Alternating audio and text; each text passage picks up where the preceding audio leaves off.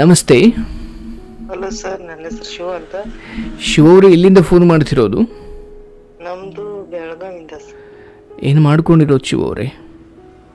ಈಗ ಹೋದ್ಸಲ ನಮ್ಮ degree ಮುಗಿತೆ sir. ಓದ್ಸಲ ಮುಗೀತು. ಹಾಂ ಸರ್, ಈಗ ಮೊನ್ನೆ ಆಯ್ತಲ್ಲ ಡಿಸೆಂಬರ್ ಎಂಡಿಗೆ. ವೆಲ್, ಕಾರ್ಯಕ್ರಮ ನೋಡ್ತೀರಾ? ಹಾಂ ಸರ್, ಯೂಟ್ಯೂಬಲ್ಲಿ ನೋಡ್ತಾ ಇರ್ತೀವಿ, ಕೇಳ್ತಾ ಇರ್ತೀವಿ. ವೆಲ್ ಸರ್, ಏನಾದರೂ ಹಂಚ್ಕೊಳ್ಳೋದಿದೆಯಾ? ಹಾಂ ಸರ್, ಇದೆ. ಹೇಳಿ ಸರ್. ನಾನು ಸೆಕೆಂಡ್ PUC ಮುದ್ದಾಗಿಂದನೂ ಇದೇ ಲವ್ ಬಗ್ಗೆ ಹೇಳ್ಬೇಕಂತ ಸರ್. ಹೇಳಿ ಹೇಳಿ ಹೇಳಿ. ಅಂದ್ರೆ ನಾನು ಒಬ್ಬನೇ ಮಗ ಅಪ್ಪ ಅಮ್ಮನಿಗೆ. ಓಕೆ. ಸೆಕೆಂಡ್ PUC ಇದ್ದಾಗಿಂದನೂ ಯಾವುದು ಮಾಡೇ ಇಲ್ಲ ಸರ್. ಅಂದ್ರೆ ಡಿಗ್ರಿ ಮುಗಿತಾನ ಅವ್ನ ಅಪ್ಪ ಅಮ್ಮನ ನೋಡ್ಕೊಂಡು ಮಿಡಲ್ ಕ್ಲಾಸ್ ಇದೀವಿ ಅಂತೇಳಿ ಅವನ ಮುಖ ನೋಡಿ ಆ ತರ ಏನು ಮಾಡ್ಬಾರ್ದು ಅನ್ಕೊಂಡೆ ಡಿಗ್ರಿ ಕಾಲೇಜು ಇವೆಲ್ಲ ಮುಗಿಸ್ಕೊಂತಿದ್ದೆ ಸರ್. ಏನೋ ಪ್ರಪೋಸ್ ಎಲ್ಲ ಬರ್ತಿದ್ವಿ ಸರ್, ನೋಡ್ತಾ ಇದ್ರು. ಆದ್ರೆ ಮಾಡ್ಬಾರ್ದು ಅನ್ಕೊಂಡ್ ಏನು ಮಾಡ್ತಾ ಇರ್ಲಿಲ್ಲ ಸರ್. ಅಂದ್ರೆ ಹುಡುಗಿರೇ ನಿಮಗೆ ಪ್ರಪೋಸ್ ಮಾಡ್ತಿದ್ರಾ? ಅಂದ್ರೆ ಒಂಥರ ಆದರ್ಶ ವಿದ್ಯಾರ್ಥಿ ಇದ್ದಂಗಿದ್ದೆ ಸರ್. ಓ ಲಕ್ಕಿ ಮ್ಯಾನ್, ಆದರ್ಶ ವಿದ್ಯಾರ್ಥಿ. ವೆಲ್ ವೆಲ್ ವೆಲ್, ಅಂದರೆ ಜಾಸ್ತಿ ಮಾರ್ಕ್ಸ್ ತೆಗಿತಾ ಇದ್ರಿ, ಮುಂದ್ಲು ಬೆಂಚಲ್ಲಿ ಕೂತ್ಕೊಳ್ತಾ ಇದ್ರಿ. ವೆಲ್ ಹೇಳಿ ಸರ್, ಹೇಳಿ.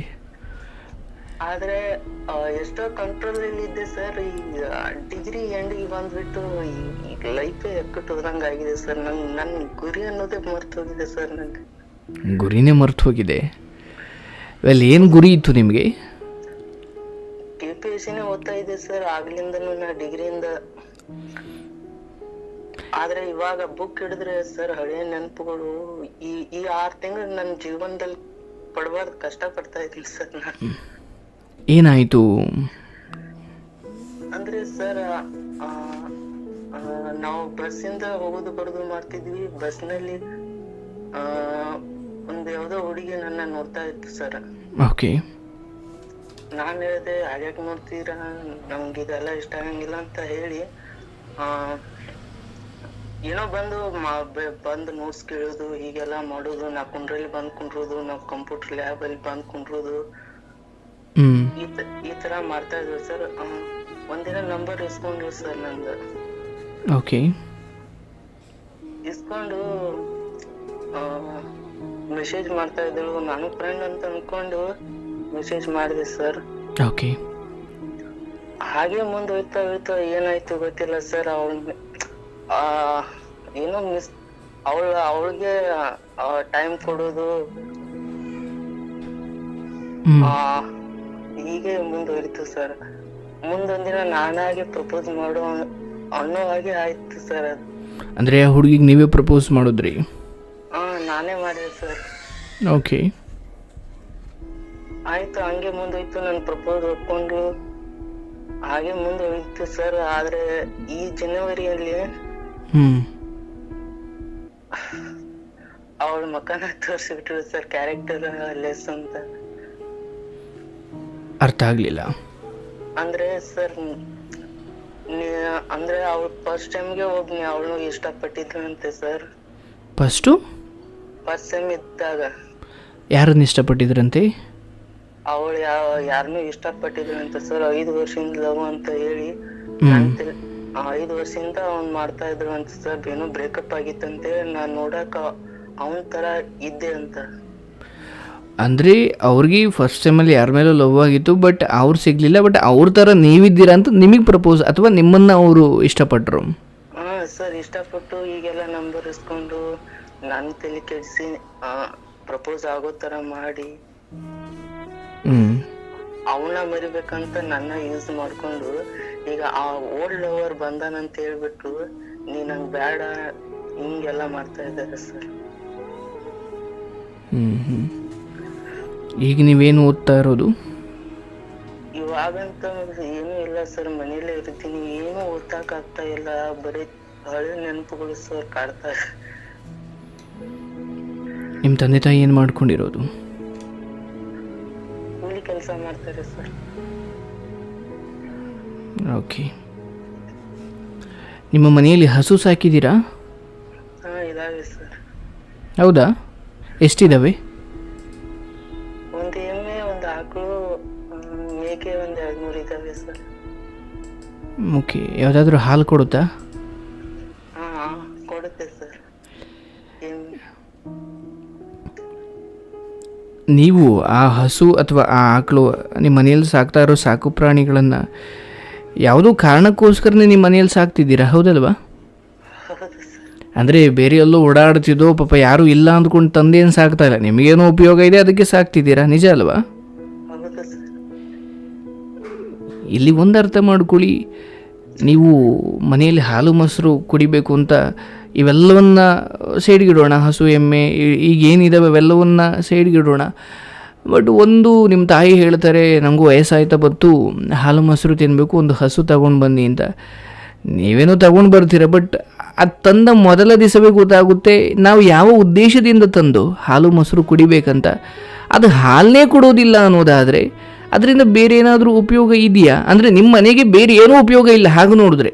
ನೀವು ಕೃಷಿ ಮಾಡಲ್ಲ, ಏನೂ ಇಲ್ಲ, ಬಟ್ ನೀವು ತಂದಿದ್ದು ಒಂದೇ ಉದ್ದೇಶ ಹಾಲು ಮೊಸರು ಕೊಡುತ್ತೆ ಅಂತ ಅಥವಾ ಹಾಲು ಕೊಡುತ್ತೆ ಅಂತ. ಬಟ್ ಅದು ಉಪಯೋಗನೇ ಇಲ್ಲ, ಅದು ಪಾಪ ಅದು ಹಾಲೇ ಕೊಡ್ತಾ ಇಲ್ಲ ಅಂದಾಗ ನೀವು ಅದನ್ನು ಮಾರಿ ಬೇರೆದಾದ್ರೂ ತರಲಿಕ್ಕೆ ಪ್ರಯತ್ನ ಮಾಡ್ತೀರಾ, ಹೌದಲ್ವಾ? ಅಯ್ಯೋ ಹೆಂಗೋ ತಂದುಬಿಟ್ಟಿದ್ದೀವಿ ಹಸು ಅಂದ್ಕೊಂಡು, ಒಂದು ಹಸು ಅಂತ ನಾವಿಲ್ಲಿ ಕಡೆಗಣಿಸೋದಲ್ಲ ಅಥವಾ ಹಸುವಿಗೆ ನಾವು ಅವಮಾನ ಮಾಡೋದಲ್ಲ, ಬಟ್ ನಿಮ್ಮ ಮನೆಗೆ ಉಪಯೋಗ ಇಲ್ಲ ಅನ್ನೋದಾದರೆ ನೀವು ಅದನ್ನು ಮಾರಿ ಬೇರೆ ತರಲಿಕ್ಕೆ ಪ್ರಯತ್ನ ಮಾಡ್ತೀರಾ, ಹೌದಲ್ವಾ? ಯಾಕಂದರೆ ನಿಮಗೆ ಇಲ್ಲಿ ಮುಖ್ಯವಾಗಿರೋದು ಹಾಲು ಮೊಸರು ಮಾತ್ರ. ಯಾವ ಹಸು ಅಂತ, ಈ ಹಸು ಅಲ್ಲದೇನೆ ಬೇರೆ ಯಾವುದೋ ಹಸು ಹಾಲು ಮೊಸರು ಕೊಡುತ್ತೆ ಅನ್ನೋದಾದರೆ ಇದನ್ನು ಮಾರಿ ಬೇರೆ ತರ್ತೀವಿ. ಅಂದರೆ ಬದುಕು ಒಟ್ಟಾರೆಯಾಗಿ ನಮಗೆ ಬೇಕು ಬೇಡಗಳ ಮೇಲೇ ಯಾವುದು ಬೇಕು ಯಾವುದು ಬೇಡ ಅನ್ನೋದು. ಯಾಕಂದರೆ ನೀವು ಕೋರ್ಸ್ ತಗೊಳ್ಳೋದ್ರಿಂದ ಹಿಡಿದು, ಸಬ್ಜೆಕ್ಟ್ ಆಯ್ಕೆ ಮಾಡೋದ್ರಿಂದ ಹಿಡಿದು, ಫ್ರೆಂಡ್ಸ್ ಆಯ್ಕೆ ಮಾಡೋದ್ರಿಂದ ಹಿಡಿದು, ಬೇರೆ ಬಟ್ಟೆ ನಿನ್ನ ಡ್ರೆಸ್ಸಿಂದ ಹಿಡಿದು ನಿನಗೆ ಬೇಕಿದ್ದನ್ನು ಮಾತ್ರ ನೀನು ಆಯ್ಕೆ ಮಾಡಿಕೊಳ್ಳೋದು, ರೈಟ್?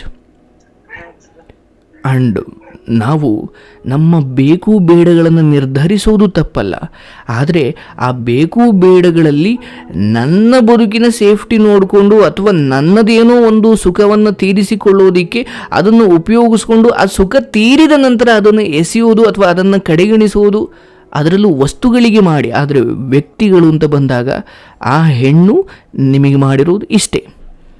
ಆಕೆ ಯಾವುದನ್ನು ಮರಿಬೇಕಿತ್ತು ಅಥವಾ ಆಕೆ ಯಾವುದೋ ಒಂದು ಕೆಟ್ಟ ಆಸೆಯನ್ನು ತೀರಿಸ್ಕೊಳ್ಬೇಕಾಗಿತ್ತು ಅಥವಾ ನಿನ್ನ ಮೂಲಕ ಯಾವುದನ್ನು ಆಕೆ ಮರಿಬೇಕಿತ್ತು, ಏನೋ ಆಗಬೇಕಿತ್ತು, ನಿನ್ನನ್ನು ಬಲಿ ಪಡ್ಕೊಳ್ಳಲು ಹೊರತು ಇಲ್ಲಿ ಆಕೆಯ ಕೆಲಸ ಮುಗಿದಾದ ಮೇಲೆ ನೀನು ಯಾರೂ ಅಲ್ಲ. ಆ್ಯಂಡ್ ಒಂದು ಇವತ್ತಿಗೆ ಆಗ್ತಾ ಇರೋ ಈ ಜ್ಞಾನೋದಯ, ಹೌದು ನಾನು ಬೇರೆ ಬೇರೆ ಕನಸುಗಳಿದ್ದೋ, ಬಟ್ ಇಲ್ಲಿ ನಾನು ಈಕೆಯ ಸಂಪರ್ಕಕ್ಕೆ ಸಿಕ್ಕಿ ಇಷ್ಟೊಂದು ಹಾಳಾದೆ, ಅಥವಾ ಇವಾಗ ಯಾವುದಕ್ಕೂ ನನಗೆ ಏಕಾಗ್ರತೆ ವಹಿಸ್ಲಿಕ್ಕೆ ಆಗ್ತಾ ಇಲ್ಲ, ಓದಲಿಕ್ಕೆ ಆಗ್ತಾ ಇಲ್ಲ, ಇಷ್ಟೆಲ್ಲವನ್ನು ಯೋಚನೆ ಮಾಡು. ಇವತ್ತು ನೀನು ಯಾವತ್ತೋ ಒಂದು ದಿವಸ ನಿನ್ನ ಕನಸುಗಳನ್ನ ಈಡೇರಿಸಿಕೊಳ್ಳೋದಕ್ಕೆ ಒಬ್ಬ ಮಗನಾಗಿ ಒಬ್ಬ ಸ್ಟೂಡೆಂಟಾಗಿ ಹೇಗೆ ಇರಬೇಕಿತ್ತು ಅಂತ ನೀನು ಮೊದಲೇ ಯೋಚನೆ ಮಾಡಬೇಕಿತ್ತೆ ಹೊರತು ಇಲ್ಲಿ ಬಂದು ಅಫ್ಕೋರ್ಸ್ ನಿನ್ನ ಪರಿಸ್ಥಿತಿ ಏನು, ನಿನ್ನ ನೋವೇನು, ನಿನ್ನ ಪ್ರಶ್ನೆ ಏನು ನಾನು ಖಂಡಿತ ಅಳವಡಿಸ್ಕೊಳ್ಬಲ್ಲೆ. ಆದರೆ ಪ್ರೀತಿ ಅನ್ನೋ ವಿಚಾರ ಬಂದಾಗ ಅದರಲ್ಲೂ ನೀನೇನೋ ಆಗಬೇಕು, ನೀನೇನೋ ಕನಸು ಕಂಡಿರೋ ಒಬ್ಬ ಹುಡುಗನಾಗಿ ಇಲ್ಲಿ ಯಾರೋ ನಕ್ರು ಅಂತ ಹಿಂದೆ ಹೋಗಿ ಅವರ ಸ್ವಾರ್ಥಕ್ಕೆ ಅವರು ಒಂದು ಹಾಲು ಕೊಡೋ ಹಸು ಬೇಕು ಅಂತ ಕರ್ಕೊಂಡ್ರು, ಅದೆಲ್ಲ ಮುಗ್ದಾದ್ಮೇಲೆ ತೆಗೆದು ಆಚೆ ಹಾಕಿದ್ರು, ಹೌದಲ್ವಾ? ಇವತ್ತು ಆ್ಯಂಡ್ ನೀನೇ ಅಂತ ಅಲ್ಲ ಸರ್, ಇವತ್ತಿರೋ ಬುದ್ಧಿ ಅವತ್ತಿರಬೇಕಿತ್ತು ಅನ್ನೋದಷ್ಟೇ ನನ್ನ ವಿಚಾರ. ಆ್ಯಂಡ್ ನಾನು ಹೇಳೋದು ಈ ನೆನಪು ನೀನು ಸಾಯೋವರೆಗೂ ಇರುತ್ತೆ ಸರ್. ಮುದುಕ ಆದಮೇಲೂ ಇನ್ನೊಬ್ಬ ಯಾರೋ ಮುದುಕನ ಜೊತೆ ಕೂತ್ಕೊಂಡು ನೀನು ಹೇಳ್ತೀಯ ನಾನು ಹಂಗಾಗಿತ್ತು ಕಣೋ ಅಂತ. ಇವತ್ತಿದು ಕೊಂಚ ದೊಡ್ಡದು ಅಂತ ಅನ್ನಿಸ್ತಾ ಇದೆ, ಆದರೆ ಇದನ್ನು ಯಾವತ್ತೂ ಮರಿಲಿಕ್ಕಾಗೋದಿಲ್ಲ. ಆದರೆ ನಿನ್ನ ಬದುಕು ಮುಂದುವರಿಲೇಬೇಕಲ್ವ, ಇದರಲ್ಲಿ ಎಷ್ಟು ದಿನ ಅಂತ ಕೂತ್ಕೊಳ್ತೀಯ? ಆ್ಯಂಡ್ ನೀನು ಕೂತ್ಕೊಂಡ್ರು ತಾನೇ ಅಬ್ಬಬ್ಬ ಅಂದರೆ ಮಕ್ಕಳು ಅಥವಾ ನಿಮ್ಮ ತಂದೆ ತಾಯಿ ಒಂದು ಹಂತದವರೆಗೂ ಮಗ ನೀನು ತಪ್ಪು ಮಾಡ್ತಿದೀಯಾ, ಮಗ ನೀನು ಓದು, ಮಗ ನೀನು ದುಡಿ ಹೇಳ್ತಾರೆ. ಬಟ್ ವಯಸ್ಸಿಗೆ ಬಂದಿರೋ ಮಗ ಓದ್ತಾನೂ ಇಲ್ಲ ದುಡಿತಾನೂ ಇಲ್ಲ ಅಂದಾಗ ನಿಮ್ಮ ಅಪ್ಪ ಎಂತಹ ಶ್ರೀಮಂತ ಆಗಿದ್ರು ಕೂಡ ಒಂದಿವ್ಸ ನೀನು ಅವ್ರಿಗೆ ಬೇಜಾರಾಗ್ತೀಯ, ಹೌದಲ್ವಾ? ಇದೇ ಸತ್ಯ. ಒಂದೊಂದ್ಸಲ ಅನ್ಸುತ್ತೆ ಸರ್, ಮೊದಲೆಲ್ಲ ನಾ ದುಡ್ಡೆಲ್ಲ ಕೇಳ್ತಾ ಇರ್ಲಿಲ್ಲ ಸರ್ ಅಪ್ಪ ಅಮ್ಮನ ಹತ್ರ. ಅಂದ್ರೆ ತುಂಬಾ ಕಡಿಮೆ ಕೇಳೋದು, 100 ಕೊಡಲಿ 200 ಕೊಡೋದು ಹೀಗೆಲ್ಲ ಕೊಡ್ತಿದ್ರು ಸರ್. 500 ಕೊಡಲಿ 1000 ಅವರಾಗೆ ಕೊಡ್ತಿದ್ರು. ಇವಳು ಬರಾಂಟ್ಲೆ ಇವಳಿಗೋಸ್ಕರ ಖರ್ಚು ಮಾಡಿ ಮನೆಯಲ್ಲಿ 1000 ಕೇಳಲಿ ಪದೇ ಪದೇ ದುಡ್ಡು ಕೇಳ್ತದೆ. ಎದಕ್ ತಮ್ಮ ಏನು ಹಿಂಗೆ ಕೇಳ್ತಾ ಇದ್ರು ಸರ್. ತುಂಬಾ ನೋವು. ನನ್ಗೆ ಅರ್ಥ ಆಗ್ತಿದೆ. ಆದರೆ ನಾನು ನಿನಗೆ ಕೆಲವು ಜೀವನ ಪಾಠಗಳನ್ನ ಹೇಳ್ತೀನಿ, ಸರಿಯಾಗಿ ಅರ್ಥ ಮಾಡ್ಕೊ. ಈಗ ನಿನ್ನ ವಯಸ್ಸಿದೆಯಲ್ಲ, ಇದನ್ನು ಮರೆತು ಎಲ್ಲವೂ ಸರಿ ಆಯಿತು ಅಂತ ಮುಂದೆ ಹೋದರೂ ಕೂಡ ನೀನೇ ಇನ್ನೊಬ್ಬರು ಬಳಿ ಹೋಗ್ತೀಯ, ಅಥವಾ ಇನ್ನೊಬ್ರು ಯಾರೋ ನಿನ್ನ ಬಳಿ ನಿನ್ನನ್ನು ಆಕರ್ಷಣೆ ಮಾಡ್ತಾರೆ. ಇದು ಕೊನೆ ಅಥವಾ ಅಂತ್ಯ ಅಲ್ಲ, ಆದರೆ ಇದು ನಿನ್ನ ಪಾಲಿಗೆ ಒಂದು ಅನುಭವ. ನೀನಿಲ್ಲಿ ಏನೇ ಡಿಪ್ರೆಷನ್ಗೆ ಹೋದರೂ, ನೀನಿಲ್ಲಿ ಏನೇ ನೋವು ಪಟ್ಟರೂ ಕೂಡ ಅಂತಿಮವಾಗಿ ನೀನು ಎಷ್ಟು ಬೇಗ ಸುಧಾರಿಸ್ಕೊಳ್ತೀಯೋ ಅಷ್ಟು ಬೇಗ ನಿನ್ನ ಬದುಕು ಮತ್ತೆ ಟೇಕ್ ಆಫ್ ಆಗುತ್ತೆ. ಆದರೆ ಅದನ್ನು ಬಿಟ್ಟು ನನ್ನ ಬದುಕಲ್ಲ ಅವಳು ಇಲ್ಲಿ ನೀನು ಅವ್ರನ್ನ ದೂಷಣೆ ಮಾಡ್ಬೇಕು. ಖಂಡಿತ ಅವ್ರದ್ದು ತಪ್ಪಿದೆ, ನಾನು ಒಪ್ಕೊಳ್ತೀನಿ. ಯಾಕಂದರೆ ಅವರು ನಿನ್ನ ಮುಗ್ಧತೆಯನ್ನು, ಅಂದರೆ ಅವ್ರದ್ದು ಎಷ್ಟು ತಪ್ಪಿದೆಯೋ ಅದು 100ರಷ್ಟು ನಿಂದು ಇದೆಯಪ್ಪ. ಅವ್ರ ತಪ್ಪು ಅಂತ ಹೇಳ್ದಂಗೆ ನೀನಿಲ್ಲಿ ಬಚಾವಂತ ಅಲ್ಲ. ಆದರೆ ಶುರುವಿನಲ್ಲಿ ಅವರು ನಿನ್ನನ್ನು ಬಳಸಿಕೊಂಡ ಆ ಉದ್ದೇಶ ತಪ್ಪಿದೆ. ಅದರಲ್ಲೂ ನೀವು ಕಾಲೇಜ್ಗೆ ಹೋಗಿದ್ದು ಪ್ರೀತಿ ಮಾಡಲಿಕ್ಕಲ್ಲ, ಹೌದಲ್ವಾ? ಇವತ್ತು ನಿಮ್ಮ ವ್ಯಕ್ತಿತ್ವದ ಮೇಲೆ ಅರ್ಹತೆ ಬಗ್ಗೆ ನಾಚಿಕೆ ಪಡ್ಕೊಳ್ರಿ ನೀವೇ. ಏನು ಹಬ್ಬಬ್ಬ ಅಂದ್ರೆ ಏನು ಸಾಧನೆ ಮಾಡಿದ್ರಿ ಇಲ್ಲಿ? ಆ್ಯಂಡ್ ಈವನ್ ಮದುವೆ ಆಗಲಿಕ್ಕೆ ತಂದೆ ತಾಯಿ ಅಥವಾ ಹುಡುಗಿ ಜೊತೆ ಮದುವೆ ಆಗಿ ಅಥವಾ ಇಂಥ ಕೆಲಸಗಳನ್ನ ಮಾಡಲಿಕ್ಕೆ ನಿಮಗೆ ಅಲ್ಲಿ ಕಳಿಸೋದು. ಆ್ಯಂಡ್ ಇವತ್ತು ನೀವು ಅಂದ್ಕೊಳ್ಳಿ, ಬಸ್ಸಲ್ಲಿ ನಗೋದು, ಅಲ್ಲಿ ನಗೋದು, ಅವ್ರು ಬಂದು ಪಕ್ಕ ಕೂತ್ಕೊಂಡ್ರು ಅಥವಾ 1000 ಮಾಡ್ತಾರ್ರಿ ಅವರು. ನಿಮ್ಗೆಲ್ಲೋಗಿತ್ತು ಬುದ್ಧಿ? ನಿಮ್ಗೊಂದು ಗುರಿ ಇತ್ತು, ನಿಮ್ಮ ತಂದೆ ತಾಯಿ ಏನು ಕಳಿಸ್ತಾ ಇದ್ದಾರೆ ಅಂತ ಗೊತ್ತಿತ್ತು. ಆ್ಯಂಡ್ ಮುಂದೆ ನನ್ನ ಬದುಕು ಹೇಗೆ ಕಟ್ಕೊಳ್ಬೇಕು ಅಂತ ನಿಮಗೂ ಕನಸುಗಳ ಸರಮಾಲೆನೇ ಇತ್ತು. ಸರ್, ನಾ ಅದ್ರ ಅಪ್ಪ ಅಮ್ಮನ ಮುಖ ನೋಡಿ ಗುರಿಗಳ ಕಡೆಗೇನೆ ಸಾಕ್ತಾ ಇದೆ. ಆದ್ರೆ ಇವ್ರು ತೋರ್ಸೋ ಈ ಪ್ರೀತಿ ಇವೆಲ್ಲ ನೆನ್ಸ್ಕೊಂಡ್ರೆ ಅಳು ಬರುತ್ತೆ. ನೋಡಿ, ಪ್ರತಿ ಸಾರಿ ನಿಮ್ಮ ತಂದೆಯ ಬೆವರಿನ ಹಣವನ್ನು ಯಾರೋ ಅಯೋಗ್ಯರಿಗೆ ಖರ್ಚು ಮಾಡಿದ್ದೀರಾ ಅಂತ ಫಸ್ಟು ನಿಮ್ಮ ಕೆಪಾಳಕ್ಕೆ ನೀವು ಹೊಡ್ಕೊಳ್ಳಿ. ಯಾಕಂದರೆ ನಿಮ್ಮ ತಂದೆ ನಿಮ್ಗೆ 100 ರೂಪಾಯಿ ಕೊಡ್ತಾರೆ ಅಂದರೆ ಪ್ರೀತಿ ಕೊಡ್ತಿರ್ಬೋದು, ಬಟ್ ಆ 100 ರೂಪಾಯಿಂದ ಶ್ರಮ ಇದೆ, ಹೌದಲ್ವಾ? ಯಾಕಂದರೆ ನೀನು ಇವತ್ತು ದೊಡ್ಡವನಾಗಿದೆಯಾ, ನೀನು ನಿಮ್ಮ ತಂದೆ ತಾಯಿ ಒಂದು ಹಂತಕ್ಕೆ ಎಲ್ಲ ಚೆನ್ನಾಗಿದೆ ಅನ್ನೋ ಥರ ನೋಡ್ತಾ ಇದೆಯಾ. ಬಟ್ ಅವರು ಚಿಕ್ಕವರಿದ್ದಾಗ ಅವರು ಒಂದು ಮುದ್ದೆ ಒಂದು ತಟ್ಟೆ ಅನ್ನನೇ ಅವರು ವಾರಕ್ಕೊಮ್ಮೆ ಅವ್ರ ಮನೇಲಿ ಅನ್ನ ಮಾಡ್ತಿದ್ರು. ಅಂಥದ್ದೊಂದು ಪರಿಸ್ಥಿತಿ ಯಾವತ್ತಾದ್ರೂ ಕೇಳಿ ನೋಡು ಅವ್ರ ಮನೇಲಿ. ಯಾಕಂದರೆ ನನ್ನ ಮಗ ಚೆನ್ನಾಗಿರಲಿ ಅಂತ ಅಂದ್ಕೊಂಡು ಅವ್ರು ದುಡ್ಡು ಕೊಡ್ತಾರೆ ಅಂದರೆ ನನಗೆ ಫ್ರೀಡಮ್ ಕೊಟ್ಟಿದ್ದಾರೆ, ನಾನು ಏನು ಬೇಕಾದರೂ ಮಾಡಬೇಕು ಅಂತ ಅಲ್ಲ. ನೀನು ಯಾವ ಕೆಲಸವನ್ನು ಸುಖಕ್ಕೋಸ್ಕರ ಮಾಡ್ದೋ, ಸಂತೋಷಕ್ಕೋಸ್ಕರ ಮಾಡ್ದೋ, ಇವತ್ತು ಅದೇ ದುಃಖ ಕೊಡ್ತಾ ಇದೆ ನಿನಗೆ. ನೀನು ಈ ಕೆಲಸ ಮಾಡಿದ್ದು ದುಃಖವನ್ನು ತಂದುಕೊಳ್ಳೋದಿಕ್ಕಲ್ಲ. ನನ್ನ ಜೊತೆ ಇದ್ದರೆ ನಾನು ನೆಮ್ಮದಿಯಾಗಿರ್ತೀನಿ ಅಥವಾ ಒಂಥರ ಖುಷಿ ಸಿಗುತ್ತೆ ಅಂತಲೇ ತಾನೇ ಸ್ನೇಹಿತೆಯಾಗಿ ಮಾಡ್ಕೊಂಡಿದ್ದು ಅಥವಾ ಲವರ್ ಆಗಿ ಮಾಡ್ಕೊಂಡಿದ್ದು. ವಿಪರ್ಯಾಸ ನೋಡಿ, ಯಾವುದನ್ನು ನೀವು ಸುಖವನ್ನು ಬಯಸಿ ಆದ್ರಿಂದ ಹೋದ್ರಿ ಅದೇ ನಿಮಗೆ ಇವತ್ತು ದುಃಖ ಕೊಡ್ತಾ ಇದೆ. ಒಂದು ವೇಳೆ ಶತ್ರುಗಳು ನಮಗೆ ದುಃಖ ಕೊಡೋದ್ರಲ್ಲಿ ಅರ್ಥ ಇದೆ, ಆದರೆ ನಿನ್ನನ್ನು ಪ್ರೀತಿ ಮಾಡಿದವರೇ ನಿನಗೆ ಇವತ್ತು ದುಃಖ ಕೊಡ್ತಾ ಇದ್ದಾರೆ. ಎಂತಹ ವಿಪರ್ಯಾಸ ಇದು! ನೀನು ದುಃಖ ಪಡಬೇಡಪ್ಪ. ಈಗ ನೀನು ಬದಲಾಗಲಿಕ್ಕೆ ಒಂದು ವಸಂತ ಕಾಲ. ಆ್ಯಂಡ್ ಈ ಅನುಭವಗಳು, ನೀನು ಮೌನಿ ಆಗು. ನಿನಗೆ ಬೇಜಾರಾಗುತ್ತಾ? ಸ್ವಲ್ಪ ಆಚೆ ಹೋಗು. ಈ ಸೋಷಿಯಲ್ ಮೀಡಿಯಾದಿಂದ ಸಂಪೂರ್ಣವಾಗಿ ಆಚೆ ಬಾ. ಪಾಠ ಪ್ರವಚನಗಳನ್ನ ಕೇಳು, ಪುಸ್ತಕಗಳನ್ನು ಓದು. ಏಕಾಗ್ರತೆ ಬರದೇ ಹೋದರೂ ಕೂಡ ಓದು. ಆಗಲಿಲ್ವಾ, ಪುಸ್ತಕ ಪಕ್ಕದಲ್ಲಿಟ್ಟು ಮಲ್ಕೋ, ಮತ್ತೆ ಇದ್ದಳು, ಮತ್ತೆ ಓದು. ತಂದೆ ತಾಯಿ ಜೊತೆ ಮಾತಾಡು, ಬೇರೆ ಬೇರೆ ಜಾಗಗಳಿಗೆ ಹೋಗು, ಫ್ರೆಂಡ್ಸ್ ಜೊತೆ ಮಾತಾಡು. ನಿನ್ನ ಬಾಲ್ಯದ ಸ್ನೇಹಿತರ ಜೊತೆ ಜಿಯೋ ಕರೆನ್ಸಿ ಎಷ್ಟು ಬೇಕಾದರೂ ಮಾತಾಡ್ಬೋದು, ಬಟ್ ಬೇಡದವ್ರ ಹತ್ರ ಮಾತಾಡ್ತೀರಾ? ಬೇಕಿರೋರ ಹತ್ರ ಅಥವಾ ಅಟ್ಲೀಸ್ಟ್ ನಿಮ್ಮ ಬಾಲ್ಯವನ್ನು ನೆನಪು ಮಾಡಿಸೋರ ಹತ್ರ ಯಾವತ್ತಾದ್ರೂ ಮಾತಾಡಿದ್ದೀರಾ? ಬಿಡು, ಅವ್ರು 1000 ವರ್ಷ ಇರ್ತಾರೆ ಅನ್ನೋ ಥರ ಅವ್ರು ಇಲ್ಲ, ಅವ್ನು ನಾಳೆನೇ ಹೊರಟ್ಬಿಡ್ಬೋದು. ಇಂಥ ಅಯೋಗ್ಯರ ಸಹವಾಸಕ್ಕಿಂತ ನಿಮ್ಮ ಮೊಬೈಲಲ್ಲಿರೋ ಕರೆನ್ಸಿ ಮತ್ತು ನಿಮ್ಮ ದೇಹದಲ್ಲಿ ಅಥವಾ ನಿಮ್ಮ ಬದುಕಲ್ಲಿರೋ ಆಯಸ್ಸು ಅನ್ನೋ ಕರೆನ್ಸಿ ಖಾಲಿಯಾಗೋಕ್ಕಿಂತ ಮುಂಚೆ ಅದನ್ನು ಒಳ್ಳೆಯವರಿಗೆ ಫೋನ್ ಮಾಡಲಿಕ್ಕೆ, ಒಳ್ಳೆಯವರ ಸಂಪರ್ಕ ಮಾಡಲಿಕ್ಕೆ ಬಳಸ್ಕೊಳ್ಳಿ. ಯಾಕಂದರೆ ನಿಮ್ಮ ಆಯಸ್ಸಿದೆಯಲ್ಲ ಸರ್, ಅದು ಫೋನಲ್ಲಿರೋ ಕರೆನ್ಸಿ ಥರ. ಅದು ಯಾವಾಗ ಬೇಕಾದರೂ 1 ತಿಂಗಳಿಗೆ ಅಂತ ಹಾಕಿಸ್ಕೊಂಡಿರ್ತೀವಿ, ಮಧ್ಯೆ ಫೋನೇ ಹೊಡೆದೋಗ್ಬೋದು, ಹೌದಲ್ವಾ? ಸಿಮ್ಮು ಸಿಗ್ದಂಗೆ ಆಗ್ಬೋದು. ಅದೇ ಥರ ಈ ದೇಹ, ಈ ಬದುಕು. ನೀವು ಇಲ್ಲಿವರೆಗೂ ಏನಾಗಿದೆ ಆ ಹುಡುಗಿ ಮೇಲೆ ದ್ವೇಷ ಮಾಡ್ಕೊಂಬೇಡಿ, ನಿಮ್ಮ ಮೇಲೆ ನೀವು ಕೋಪ ಮಾಡ್ಕೊಳ್ಳಿ, ಹೌದಲ್ವಾ?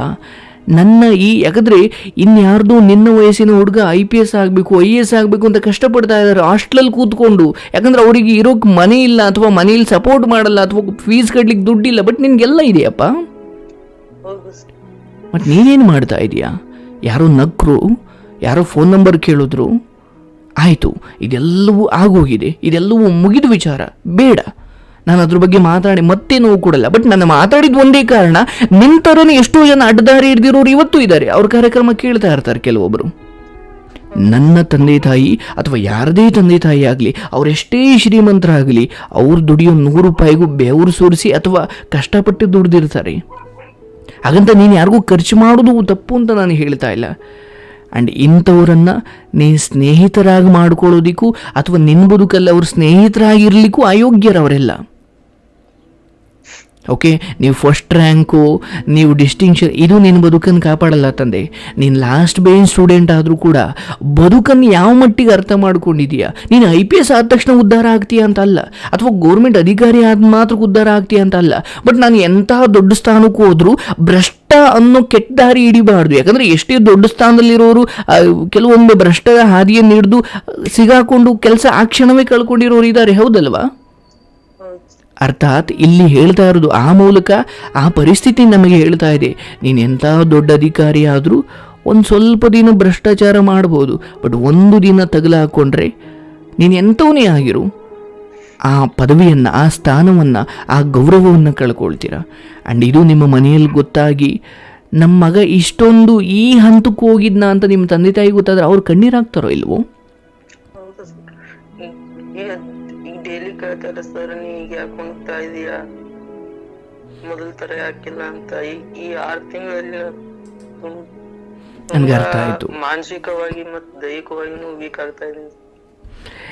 ಇರಲಿ ಪುಟ, ನಾನು ಹೇಳೋದು ಇರಲಿ. ಬಹುಶಃ ನೀನೀಗ ಅಳ್ತಾ ಇರೋದ್ರಲ್ಲಿ ನಾನು ಹೇಳೋದಷ್ಟು ಈಜಿ ಅಲ್ಲ ಖಂಡಿತ ಆಚೆ ಬರೋದು. ಯಾಕಂದರೆ ನಾವು ಅದನ್ನೆಲ್ಲ ದಾಟಿ ಇಲ್ಲಿಗೆ ಬಂದಿದ್ದೀವಿ. ಅರ್ಥಾತ್ ನಾವು ಯಾರ್ದೋ ಬದುಕಲ್ಲಿ ಅಥವಾ ಯಾರ್ದೋ ಹಿಂದೆ ಹೋಗಿದ್ದೆ ಅಂತಲ್ಲ. ನನ್ನ ಬಾಲ್ಯದಲ್ಲೂ ನಾನು ನನ್ನ ಸ್ನೇಹಿತರು ಅಥವಾ ಬೇರೆಯವರೆಲ್ಲ ನರಳ್ತಾ ಇರೋದನ್ನು, ನರಳಾಟ ಮಾಡೋದನ್ನು ನಾನು ಖಂಡಿತ ನೋಡಿದ್ದೀನಿ. ಯಾಕಂದರೆ ಯಾವ ಪ್ರೀತಿ ಇವ್ರ ಬದುಕಲ್ಲಿ ಬಹುಶಃ ಖುಷಿ ಕೊಡಬೇಕಿತ್ತು. ಆ್ಯಂಡ್ ನಾನು ಮೊದಲನೇದಾಗಿ ಹೇಳೋದಾದರೆ ಕಾಲೇಜಲ್ಲಿ ಇಂಥದ್ದೆಲ್ಲ ಒಳ್ಳೇದಲ್ವೇ ಅಲ್ಲ. ಆ್ಯಂಡ್ ಮಾಡಿದ್ರೂ ಕೂಡ ಅದನ್ನು ಉಳಿಸ್ಕೊಳ್ಳುವಷ್ಟು ಪ್ರಬುದ್ಧವಾಗಿರಬೇಕು ಎರಡೂ ಮನಸ್ಸುಗಳು. ಯಾಕಂದರೆ ಇಲ್ಲಿ ಪ್ರೀತಿ ಹಾಳಾಗೋದಕ್ಕೆ ಯಾರೋ ಒಬ್ಬರು ಕೆಟ್ಟರೆ ಸಾಕು, ಇಬ್ಬರೂ ಕೆಡಬೇಕು ಅಂತ ಏನಿಲ್ಲ, ಹೌದಲ್ವಾ? ನೋಡಿ, ನಿಮ್ಮ ಪ್ರೀತಿಯಿಂದ ಶುರು ಮಾಡಿದ್ರಿ, ಇಲ್ಲಿ ನೀವೆಲ್ಲ ರೀತಿಯಲ್ಲಿ ಸರಿ ಇದ್ದೀರ. ಬಟ್ ಆ ಹುಡುಗಿ ಸ್ವಲ್ಪ ಉಲ್ಟ ಹೊಡೆದಿದ್ದಕ್ಕೆ ಇಡೀ ಕನಸಿನ ಗೋಪುರವೇ ಸತ್ತು ಹೋಯಿತು. ಅದೇ ಥರ ಹೇಗೆ ಎರಡೂ ಕೈಯಿಂದ ಚಪ್ಪಾಳೆ ಹೊಡೆದ್ರೇ ಅದು ಚಪ್ಪಾಳೆ ಅನಿಸ್ಕೊಳ್ಳುತ್ತೆ, ಅದೇ ಥರ ಪ್ರೀತಿ ಅಂದಾಗ ಈ ಗಂಡು ಹೆಣ್ಣು ಯಾರೋ ಒಬ್ಬರು ಅಡ್ಡದಾರಿ ಹಿಡಿದ್ರೂ ಕೂಡ ಇನ್ನೊಬ್ರು ಯಾರೋ ನಿಯತ್ತಾಗಿದ್ದಾನಲ್ಲ ಅವನೂ ಕೂಡ ಸೋಲಬೇಕಾಗುತ್ತೆ ಅಲ್ಲಿ. ಈಗ ನೀನು ನಿರ್ಧಾರ ಮಾಡು, ನೀನು ಸರಿ ಇದ್ದಿದ್ರೂ ಕೂಡ ಅಥವಾ ಈ ಪ್ರೀತಿ ಸರಿಯಾಗಿ ಹೋಗಿದ್ರೂ ಕೂಡ ಈ ವಯಸ್ಸಲ್ಲಿ ಇದು ಬೇಡ ಅಂತದೇ ನಾನು ಹೇಳ್ತಾ ಇದ್ದೆ. ಬಟ್ ಹಾಗೆ ನೋಡಿದ್ರೆ ಇದು ದೂರ ಆಗಿರೋದೇ ಒಳ್ಳೆಯದು ಈ ಕ್ಷಣಕ್ಕೆ. ಯಾಕೆ ಇದರಿಂದ ಸ್ವಲ್ಪ ಕಷ್ಟ ಆಗಬಹುದು.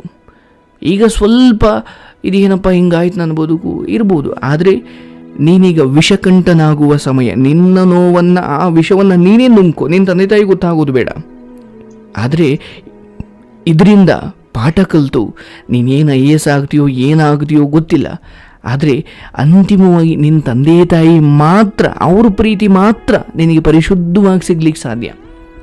ಯಾಕಂದರೆ ಇವತ್ತಿದೆಲ್ಲ ಅವ್ರಿಗೆ ಗೊತ್ತಾಗಿ ನಾಳೆಯಿಂದ ನಿನ್ನನ್ನು ಮಾತಾಡಿಸೋದನ್ನೇ ಬಿಟ್ಟರು ಅಂದ್ಕೋ, ಇದಕ್ಕಿಂತ ದೊಡ್ಡ ನರಕ ಅದು, ಹೌದಲ್ವಾ? ನುಂಗು, ಈ ನೋವನ್ನು ನುಂಗು. ಯಾವುದು ಈ ನೋವಿದೆಯಲ್ಲ, ಇನ್ನೊಂದು ತಿಂಗಳಾದ ಮೇಲೆ ಖಂಡಿತ ನೀನು ಮರಿತೀಯ. ಬಟ್ ಈ ರಾತ್ರಿ, ಈ ಸಮಯದಲ್ಲಿ ನನಗೆ ಬದುಕೋದಕ್ಕೆ ಆಗೋದಿಲ್ಲ ಅನ್ನುವಷ್ಟನ್ನು ನಮಗೆ ನೋವು ಸುತ್ತಕೊಂಡಿರುತ್ತೆ. ಹಾಗಾಗಿ ಬಿಡು. ಬಟ್ ಒಂದು ಮಾತ್ರ ಸತ್ಯ, ಇಂತಹದ್ದೇನೋ ಆಗದೇನೆ ಜೀವನ ಪಾಠ ಕಲೀಲಿಕ್ಕೆ ಸಾಧ್ಯನೇ ಇಲ್ಲ ಸರ್. ನಿಜ ಹೇಳ್ತೀನಿ, ನನ್ನ ಬದುಕಲ್ಲೂ ನಾನು ಒಮ್ಮೆ ಈ ಸೆಕೆಂಡ್ PUC ಇದ್ದಾಗ ನಿಮ್ಮ ಥರನೇ ಈ ನಗ್ತವರೇ ಅನ್ನೋ ಕಾರಣಕ್ಕೆ ಒನ್ವೇ ಲವ್ ಮಾಡಿ ನೋವು ಪಟ್ಟಿದ್ದೀನಿ. ಬಟ್ ಕಡೆಗೆ ಗೊತ್ತಾಯಿತು ಆ ಹುಡುಗಿಗೆ ನನ್ನ ಹೆಸರು ಗೊತ್ತಿಲ್ಲ ಅಂತ. ಹೆಸರು ಗೊತ್ತಿರಲಿಲ್ಲ ಸರ್, ಬಟ್ ನಾನು ಅಂದ್ಕೊಂಡಿದ್ದೆ ನನ್ನನ್ನೇ ನೋಡಿ ನಗ್ತವ್ರೆ ಅಂತ. ವೆಲ್ ಸಿ, ಇವತ್ತು ನಾನು ನಗ್ತಾ ಹೇಳ್ತಾ ಇದ್ದೀನಿ, ಬಟ್ ಅವತ್ತಿಗೆ ನಂಗೆ ತುಂಬ ಅದು ಬೇಜಾರು ಆಗಿತ್ತು ನಿಜ. ಆದರೆ ನಾನು ಸ್ವಲ್ಪ ಎಲ್ಲರಿಗಿಂತ ಈ ಪುಸ್ತಕದ ಹುಳು ಆಗಿದ್ದರಿಂದ, ಪಾಠ ಪ್ರವಚನಗಳನ್ನ ಜಾಸ್ತಿ ಕೇಳ್ತಿದ್ರಿಂದ ಅದರಿಂದ ಆಚೆ ಬರ್ಲಿಕ್ಕೆ ನಂಗೆ ತುಂಬ ದೊಡ್ಡ ಕಷ್ಟ ಅಂತೂ ಏನೂ ಆಗಲಿಲ್ಲ. ಆದರೆ ನಾನು ನಿಮಗೆ ಹೇಳೋದು, ಈ ಪ್ರತಿ ಅನುಭವಗಳು ಈಗ ನಿಮಗೆ ದುಃಖ ಅನ್ನಿಸ್ತಾ ಇದ್ದಾವೆ, ಇನ್ನೊಂದು ಸ್ವಲ್ಪ ದಿನ ಮುಂದೆ ಹೋಗಿ ಹಿಂದೆ ತಿರುಗಿ ನೋಡಿ, ಖಂಡಿತ ಇದು ನಿಮಗೊಂದು ಜೀವನ ಪಾಠ. ನಿನ್ನ ತಂದೆ ತಾಯಿಯೇ ನಿನ್ನ ಅಂತಿಮ ಮತ್ತು ಕೊನೆ, ಶುರು ಮತ್ತು ಕೊನೆ. ಅವರ ಪ್ರೀತಿಯನ್ನು ಗಳಿಸ್ಕೊ. ಇದು ಅವ್ರಿಗೆ ಗೊತ್ತಾಗಿ ನಿನ್ನ ವ್ಯಕ್ತಿತ್ವ ಹಾಳಾಗೋದು ಬೇಡ. ಯಾಕಂದರೆ ಆ ಪ್ರೀತಿಗಿಂತ ನಿನ್ನ ವ್ಯಕ್ತಿತ್ವ ದೊಡ್ಡದು, ಹೌದಲ್ವಾ? ಆ ನಂಬಿಕೆ ದ್ರೋಹಕ್ಕಿಂತ ನಿನ್ನ ವ್ಯಕ್ತಿತ್ವ ದೊಡ್ಡದು, ಹೌದಲ್ವಾ? ಈಗ ಅಂಥವರು ನಿನ್ನ ಬದುಕಲ್ಲಿದ್ದು ಮುಂದೆ ಮದುವೆ ಆಗಿ ಅಥವಾ ಏನೋ ಒಂದಾಗಿ ಆಮೇಲೆ ಇಂಥ ಈ ರೀತಿ ಕೈ ಕೊಟ್ಟಿದ್ರೆ, ಉಲ್ಟಾ ಹೊಡೆದಿದ್ರೆ ಏನು ಮಾಡ್ತಿದ್ದಪ್ಪ ನೀನು? ಓಕೆ, ನಿನಗೀಗ ನಾನು ಸಮಾಧಾನ ಮಾಡೋ ಹಂತದಲ್ಲಿ ನನಗೆ ಇಷ್ಟ ಇಲ್ಲ, ನಿನ್ನನ್ನು ಇದರಿಂದ ಆಚೆ ತರ್ತಾ ಇದ್ದೀನಿ, ನೀನು ಬಂದಿದ್ದೀಯಾ. ಆ್ಯಂಡ್ ಇಲ್ಲಿ ನಿನಗೆ ನಾನು ಹೇಳಿದ ತಕ್ಷಣ ಇದೆಲ್ಲ ಮಾಯ ಆಯಿತು, ಹೊರಟೋಯ್ತು ಅಂತ ಅಲ್ಲ. ಆದರೆ ಈ ನೋವುಗಳನ್ನು ನಿನ್ನ ಮೆಟ್ಟಿಲುಗಳನ್ನಾಗಿ ಮಾಡಿಕೊಳ್ಬೇಕು. ಓಕೆ, ನಿಮ್ಮ ತಂದೆ ತಾಯಿ ಕಳಿಸ್ತಾ ಇರೋ ಕಾರಣ ಏನು? ಆ್ಯಂಡ್ ನಿನಗೊಂದು ಗುರಿ ಇದೆ. ನಿನ್ನ ಗುರುಗಳು ಅಥವಾ ನಿನ್ನ ಜೊತೆಯಲ್ಲಿರೋ ಎಷ್ಟೋ ಹುಡುಗರುಗಳು ಅಥವಾ ಈ ರಾಜ್ಯದಲ್ಲಿರೋ ನಿನ್ನ ವಯಸ್ಸಿನ ಎಷ್ಟೋ ಹುಡುಗರು ಎಷ್ಟೋ ಕನಸುಗಳನ್ನಿಟ್ಕೊಂಡು ಸಾವಿರಾರು ಜನ ಹೋಗ್ತಾ ಇದ್ದಾರೆ. ಬಟ್ ಇವತ್ತು ಒಂದು ಕೆಲಸ ಸಿಗ್ಲಿಕ್ಕೆ ಎಷ್ಟೊಂದು ಒದ್ದಾಡ್ತಾ ಇದ್ದಾರೆ, ಹೌದಲ್ವಾ? ನೀನು ಇಲ್ಲ, ಇನ್ಯಾರೋ ಊಟ ಇಲ್ಲ ಅಂತ ಕಣ್ಣೀರು ಹಾಕ್ತಾರೆ, ಇನ್ಯಾರೋ ಕೆಲಸ ಇಲ್ಲ ಅಂತ ಕಣ್ಣೀರು ಹಾಕ್ತಾರೆ, ಇನ್ಯಾರೋ ನನಗೆ ತಂದೆ ತಾಯಿ ಇಲ್ಲ ಅಂತ ಕಣ್ಣೀರು ಹಾಕ್ತಾರೆ. ಬಟ್ ನಿನಗೆ ಅಂಥದ್ದೇನೂ ಬಂದಿಲ್ಲ. ಆದರೆ ನೀನು ಕಣ್ಣೀರು ಹಾಕ್ತಾ ಇದೀಯಾ, ಯಾರೋ ಅಯೋಗ್ಯಳು ಅಂತ ಇವತ್ತು ನಿಮಗೆ ಗೊತ್ತು, ಅಂಥವ್ರು ನಿಮ್ಮನ್ನು ಬಿಟ್ಟು ಹೋಗ್ತಾ ಇದ್ದಾರೆ ಅಥವಾ ಮೋಸ ಮಾಡಿಬಿಟ್ಲು ಅಂತ. ನಿನ್ನ ನೋವು ನನಗೆ ಅರ್ಥ ಆಗ್ತಾ ಇದೆ. ಆದರೆ ಈ ವಯಸ್ಸಲ್ಲಿ ನೀನು ಅಳ್ಕೊಂಡು ಕೂತ್ಕೊಳ್ಳುವಷ್ಟು ದುರ್ಬಲ ನಮ್ಮ ಯೋಜನತೆ ಆಗಬಾರ್ದು. ನಿನ್ನಿಂದ ಸಮಾಜಕ್ಕೆ ಕೆಟ್ಟ ಹೆಸರು ಹೋಗೋದು ಬೇಡ ಅಥವಾ ಕೆಟ್ಟ ಸಂದೇಶ ಹೋಗೋದು ಬೇಡ. ಆ್ಯಂಡ್ ನಿನ್ನನ್ನೇನೋ ಇಲ್ಲಿ ಸಮಾಧಾನ ಮಾಡ್ಕೊಂಡು ಕೂತ್ಕೊಳ್ಳುವಷ್ಟು ಒಳ್ಳೆ ಕೆಲಸ ನೀವೇನೂ ಮಾಡಿಲ್ಲ, ರೈಟ್? ಓಕೆ, ಅದನ್ನು ಅಲ್ಲಿಗೆ ಮುಗಿಸಿ. ಆ್ಯಂಡ್ ಪ್ರತಿ ಸಾರಿ ನಾನು ಹೇಳೋ ಹಾಗೆ ನೀವು ನಿಮ್ಮ ಅನುಭವಗಳನ್ನು ಪಾಠವಾಗಿಸಿಕೊಳ್ಳುವುದಾದರೆ ನಿಮಗೆ ಯಾವ ಗುರುವೂ ಬೇಕಿಲ್ಲ, ನಿಮಗೆ ಯಾವ ದೊಡ್ಡ ಗುರುವೂ ಬೇಕಿಲ್ಲ. ಆದರೆ ಬುದ್ಧಿವಂತನಾದವನು ಒಂದು ಕಲ್ಲನ್ನು ಎಡುವುದ್ರೂ ಕೂಡ ಅದನ್ನು ಲೆಕ್ಕ ಇಟ್ಕೊಳ್ತಾನಂತೆ, ಅದನ್ನು ನೆನಪಲ್ಲಿ ಇಟ್ಕೊಳ್ತಾನಂತೆ. ಹೌದು, ಇದೇ ಥರ ಕಲ್ಲು ಮುಂದೆಯೂ ಸಿಗ್ಬೋದು, ಅಲ್ಲಿ ನಾನು ಎಚ್ಚರಿಕೆಯಿಂದ ನಡಿಬೇಕು ಅಂತ. ಇದೇ ಥರ ಮುಂದೆ ನೀವು ಕೆಲಸ ಮಾಡೋ ಜಾಗದಲ್ಲೂ ಬೇರೆಲ್ಲೋ ಸಿಗ್ತಾರೆ, ಅವರು ಅವ್ರ ಮೋಹದ ಬಲೆಯನ್ನು ಬೀರ್ತಾರೆ. ಆದರೆ ನಿನಗೆ ನಿನ್ನ ಗುರಿ, ನಿನ್ನ ತಂದೆ ತಾಯಿಯ ಗೌರವ, ನಿನ್ನ ಗೌರವ ಮತ್ತು ಒಂದು ಧರ್ಮದ ದಾರಿ, ಇವೆಲ್ಲವೂ ಪ್ರತಿ ಕ್ಷಣ ನಿನಗೆ ನೆನಪಲ್ಲಿದ್ದರೆ ಎಂತಹ ಅಪ್ಸರೆ ಬಂದರೂ ನೀನು ಯಾಮಾರೋದಿಲ್ಲ, ಹೌದಲ್ವಾ? ಇದು ಹುಡುಗರಿಗೆ ಮಾತ್ರ ಅಲ್ಲ, ಹುಡುಗಿರೂ ಅಷ್ಟೇ. ಯಾಕಂದರೆ ಸ್ವಾರ್ಥಕ್ಕೆ ಬಳಸ್ಕೊಂಡು ಬದುಕು ಹಾಳು ಮಾಡೋಕೆ ಅದನ್ನೇ ಪಾರ್ಟ್ ಟೈಮ್ ಜಾಬ್ ಮಾಡಿಕೊಂಡಿರೋರು ಇವತ್ತು ಇಲ್ಲಿದ್ದಾರೆ. ನೀನೆಂತ ಹೇಳಪ್ಪ, ಏನೋ ಹೇಳಿದೆ. ಇವಳು ಅದೇ ತರ ಸರ್, ಇವಾಗ ಧಾರವಾಡಕ್ಕೆ ಹೋಗಿದ್ದಾಳೆ ಓದಾಕ. ಅಲ್ಲಿ ಆದ್ರೂ ಮತ್ತೆ ಬೇರೆ ಹುಡುಗರ ಲೈಫ್ ಮತ್ತೆ ನಂತರ ಆಗೋದು ಬೇಡ. ನೋಡಪ್ಪ, ಈಗ ನಾನು ಹೇಳೋದು, ಆ ಹುಡುಗ ನಿನಗಿಂತ ಬುದ್ಧಿವಂತ ಆದರೆ ಈಕೆ ಏನೇ ಮಾಡಿದ್ರು ಆತ ಯಾಮಾರೋದಿಲ್ಲ, ಹೌದಲ್ವಾ? ಇಲ್ಲ, ಅವನು ಎಲ್ಲ ಮರೆತು ತಂದೆ ತಾಯಿ ಕೊಡ್ತಾ ಇರೋ ಪಾಕೆಟ್ ಮನಿಯನ್ನು ನಾನು ಈ ಹುಡುಗಿ ಕೊಡ್ಲಿಕ್ಕೆ ತಂದೆ ತಾಯಿ ಕೊಡ್ತಾ ಇದ್ದಾರೆ ಅನ್ನೋ ದಡ್ಡತನ ತೋರಿಸಿದ್ರೆ ಅವನು ನಿನಗಿಂತ ದೊಡ್ಡದಾಗಿ ಬದುಕನ್ನು ಹಾಳು ಮಾಡಿಕೊಳ್ತಾನೆ. ಆದರೆ ನಿನ್ನ ಪಾಲಿಗೆ ಭಗವಂತ ಕಾಪಾಡಿದ್ದಾನೆ ಈ ಹಂತಕ್ಕೆ ಇದನ್ನು ಕೊನೆಗೊಳಿಸಿ. ಯಾಕಂದರೆ ಇದೇ ಮುಂದುವರೆದಿದ್ರೆ ನಿಮ್ಮ ಅಪ್ಪನ ಬೆವರು ವ್ಯರ್ಥ, ನಿನ್ನ ಶ್ರಮವೂ ವ್ಯರ್ಥ, ನಿನ್ನ ಕನಸು, ನಿನ್ನ ಗುರಿ. ಅಂತಿಮವಾಗಿ ಮನುಷ್ಯ ವ್ಯಕ್ತಿತ್ವವನ್ನು ಕಳ್ಕೊಂಡ್ರೆ, ಹೆಣ್ಣು ಶೀಲವನ್ನು ಕಳ್ಕೊಂಡಾಗ ಸಾಯಲಿಕ್ಕೆ ಹೋಗ್ತಾಳೆ, ಗಂಡು ಅಥವಾ ಮನುಷ್ಯ ವ್ಯಕ್ತಿತ್ವವನ್ನು ಕಳ್ಕೊಂಡಾಗ ಸಾಯಕ್ಕೆ ಹೋಗ್ತಾನಂತೆ. ಹೆಣ್ಣಿಗೆ ಶೀಲ ಆ್ಯಂಡ್ ಹೆಣ್ಣಿಗಾಗಲಿ ಗಂಡಿಗಾಗಲಿ ವ್ಯಕ್ತಿತ್ವ ಅದು ಹೋದರೆ, ಆ್ಯಂಡ್ ಹೇಳ್ಬೋದು ಯಾರು ಹೆಂಗಾದರೂ ಮಾಡ್ಕೊಳ್ಳಿ ಅಥವಾ ಯಾರೇನಾದರೂ ಅಂದ್ಕೊಳ್ಳಿ, ನಾನು ಮಾಡೋದು ಹೆಂಗೆ ಅಂತ ಹೇಳ್ಬೋದು. ಬಟ್ ಒಳಗಡೆ ಮನಸ್ಸು ಹೇಳ್ತಾ ಇರುತ್ತೆ, ವ್ಯಕ್ತಿತ್ವ ಕಳ್ಕೊಳ್ಬೇಡ. ಯಾಕಂದರೆ ನಿನ್ನ ಹಣವನ್ನು ನೋಡಿ ಈ ನಿನ್ನವರು ಅಂತ ಅನಿಸಿಕೊಂಡ ಕೆಲವರು ನಿನ್ನ ಹಣ ನೋಡ್ತಾರೆ. ಬಟ್ ಇಡೀ ಸಮಾಜ ಅಥವಾ ಗೌರವಾನ್ವಿತ ವ್ಯಕ್ತಿಗಳು ಅಥವಾ ನಿಜವಾಗ್ಲೂ ಸಂಸ್ಕಾರವಂತರು ನೋಡುವುದು ನಿನ್ನ ಸಂಸ್ಕಾರವನ್ನು, ನಿನ್ನ ವ್ಯಕ್ತಿತ್ವವನ್ನು. ಈಗ ನಾನು ಎಲ್ಲವನ್ನು ಹೇಳಿ ನಿನ್ನನ್ನು ಆಚೆ ತರಬೇಕು ಅನ್ನೋದು ನನ್ನ ಪ್ರಯತ್ನ ಅಲ್ಲ. ನೀನು ಖಂಡಿತ ಯಾವುದು ಸರಿ ಯಾವುದು ತಪ್ಪು ಆಲ್ರೆಡಿ ಗೊತ್ತಾಗಿದೆ, ಹೌದಲ್ವಾ? ನಿನ್ನೇನೋ ಹೊಸದಾಗ ಆಚೆ ತರೋದು ಏನು ಬೇಕಿಲ್ಲ. ಖಂಡಿತ ಎಲ್ಲವೂ ನಿನಗೆ ಗೊತ್ತಾಗಿದೆ. ಆದರೆ ನೀನು ಅದನ್ನು ಹೌದು ನಾನು ತಪ್ಪು ಮಾಡಿದೆ ಅನ್ನೋದನ್ನು ನಿಯತ್ತಾಗಿ ಒಪ್ಕೊಳ್ಳೋದನ್ನು ಕಲಿ. ಆಕಿದೇನು ತಪ್ಪು ಅಂತ ಖಂಡಿತ ಸರಿ ಗೊತ್ತು, ನಿಮಗೂ ಗೊತ್ತು ನನಗೂ ಗೊತ್ತು. ಆದರೆ ಇಲ್ಲಿ ನಿಂದೂ ಕೂಡ ಒಪ್ಪಿಗೆ ಇಲ್ಲದೇನೆ ಏನೂ ಆಗಿಲ್ಲ. ನಿನ್ನ ಒಪ್ಪಿಗೆನೇ ತಾನೇ ಇದಕ್ಕೆಲ್ಲ ಕಾರಣ. ಒಂದು ದಿವಸ ಯಾವತ್ತೋ ಪ್ರಪೋಸ್ ಮಾಡಿದೆ, ಹಿಂದೆ ಮುಂದೆ ಗೊತ್ತಿಲ್ಲ. ಆ್ಯಂಡ್ ನಾನು ಇದಕ್ಕೆ ಏನಕ್ಕೆ ಬಂದಿದ್ದೀನಿ, ಇಲ್ಲಿ ನಾನು ಏನು ಮಾಡಬೇಕು ಅನ್ನೋ ಯಾವ ಪರಿಜ್ಞಾನವೂ ಇಲ್ಲದೇನೆ ಪ್ರಜ್ಞೆಯನ್ನು ಕಳ್ಕೊಂಡು ನೀವು ಮಾಡಿರೋದಕ್ಕೆ ಏನೆಲ್ಲ ಮಾಡಿದ್ದೀರ ಅದಕ್ಕೆ ನೀವು ಇವತ್ತು ಕರ್ಮ ತಿಂತಾ ಇದ್ದೀರ ಅಷ್ಟೇ. ಓಕೆ, ಅಳೋದನ್ನು ಬಿಡಿ, ನೀವೀಗ ಆ ಸಮಯದಲ್ಲಿ ಇಲ್ಲ.